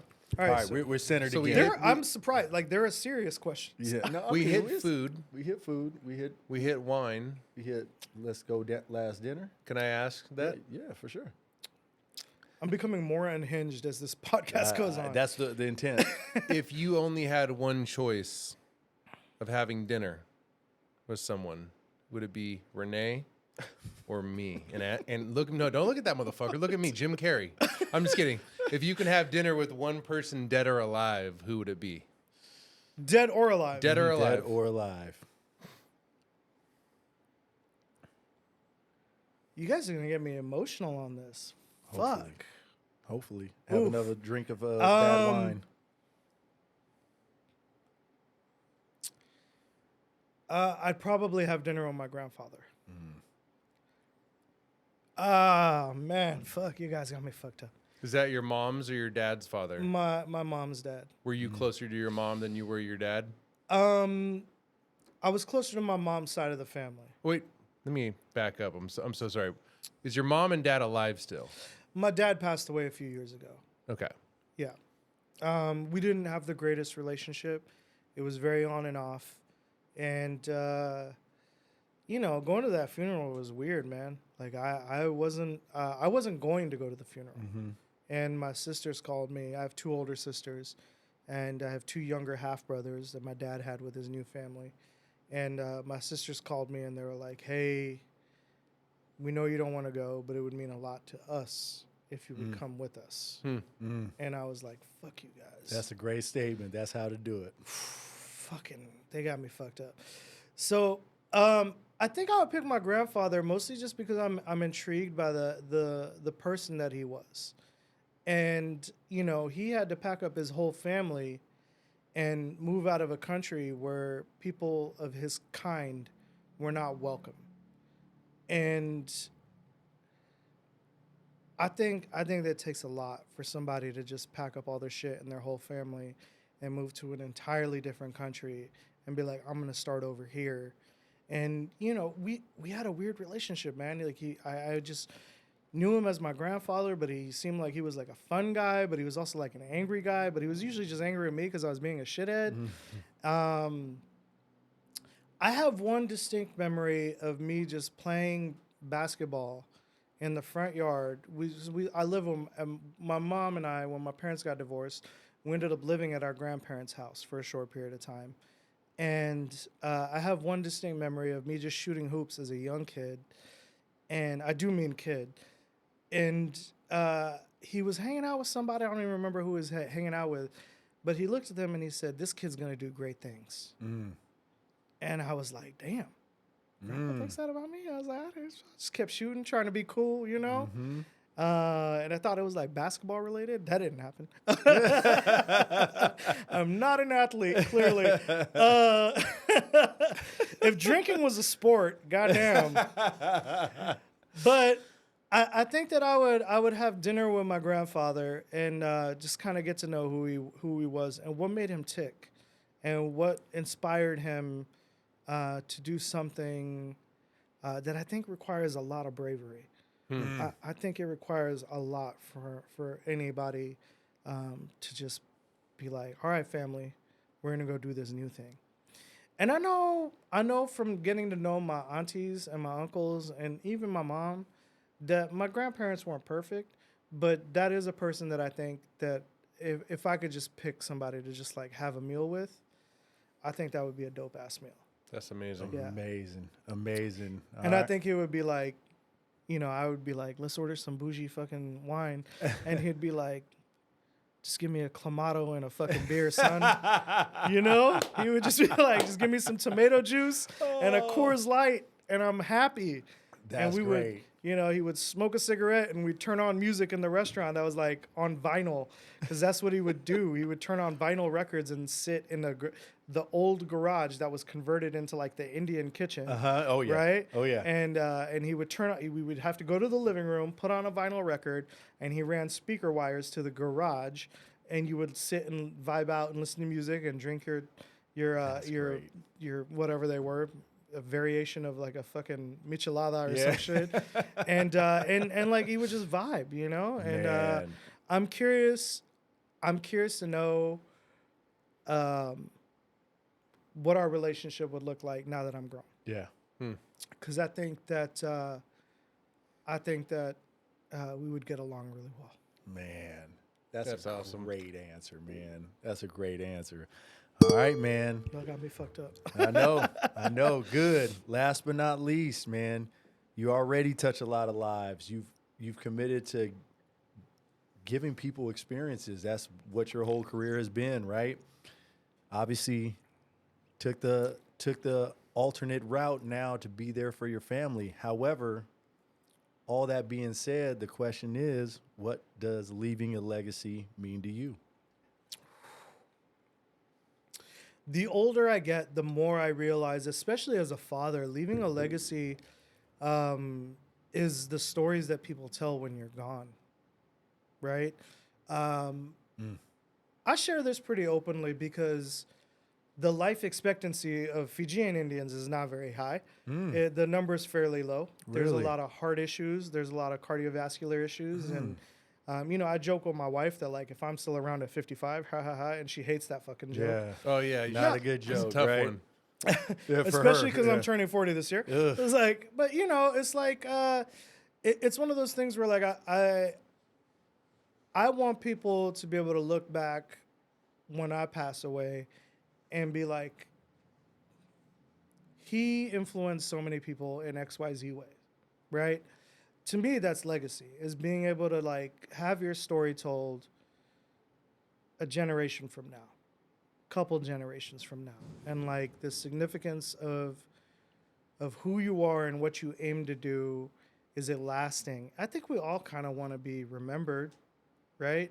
For sure. I think we all want to be remembered, but it's so much deeper than just showing up and working a shift at a restaurant and trying to be a good manager, right? I had an employee. I still love the dude to this day, and I text him every year for his birthday, and we text each other randomly when, like, a new Kevin Hart special comes out or something.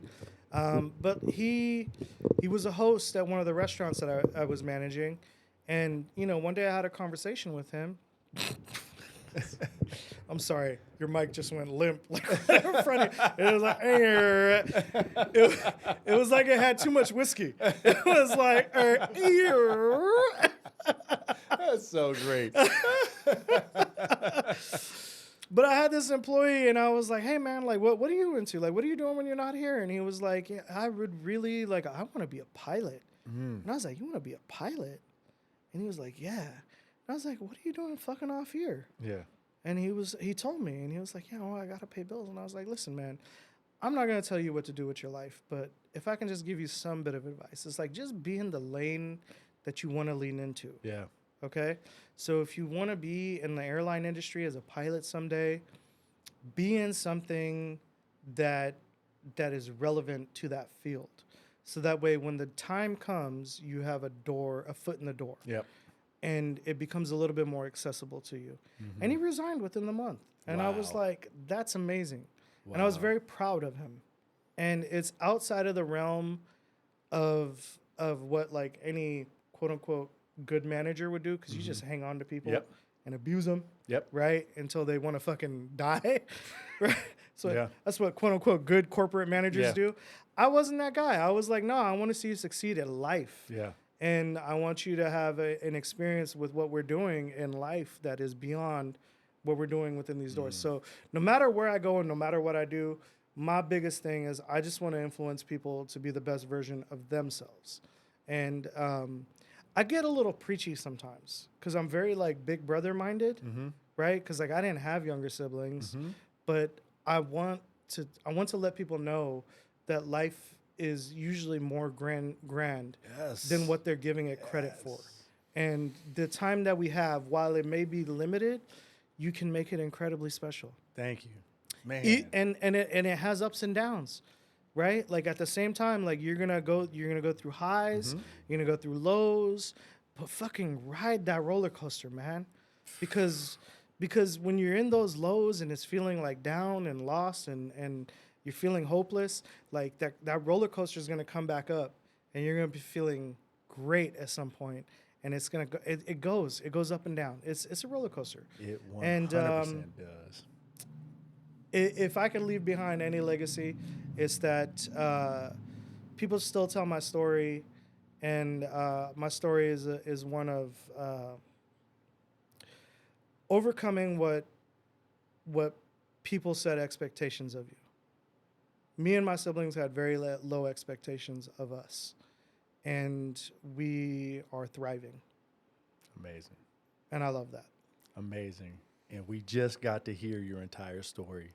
We thank you for taking your time, for being in the lounge, man. Man, thank you for having me. I appreciate it. Appreciate you, big dog. Love it, bro. Thank you guys. This man. is long overdue too, man. This is so good. No, I'm so glad that you guys you reached out to me, and I was like, dude, fuck yeah, like let's go. What a great episode, man. I loved every second of it. I'm literally don't want it to stop. So, man, appreciate you so much. Well, we don't have to. So he said that he doesn't have to be home till like 8. You're till like I got 9. practice, but we out.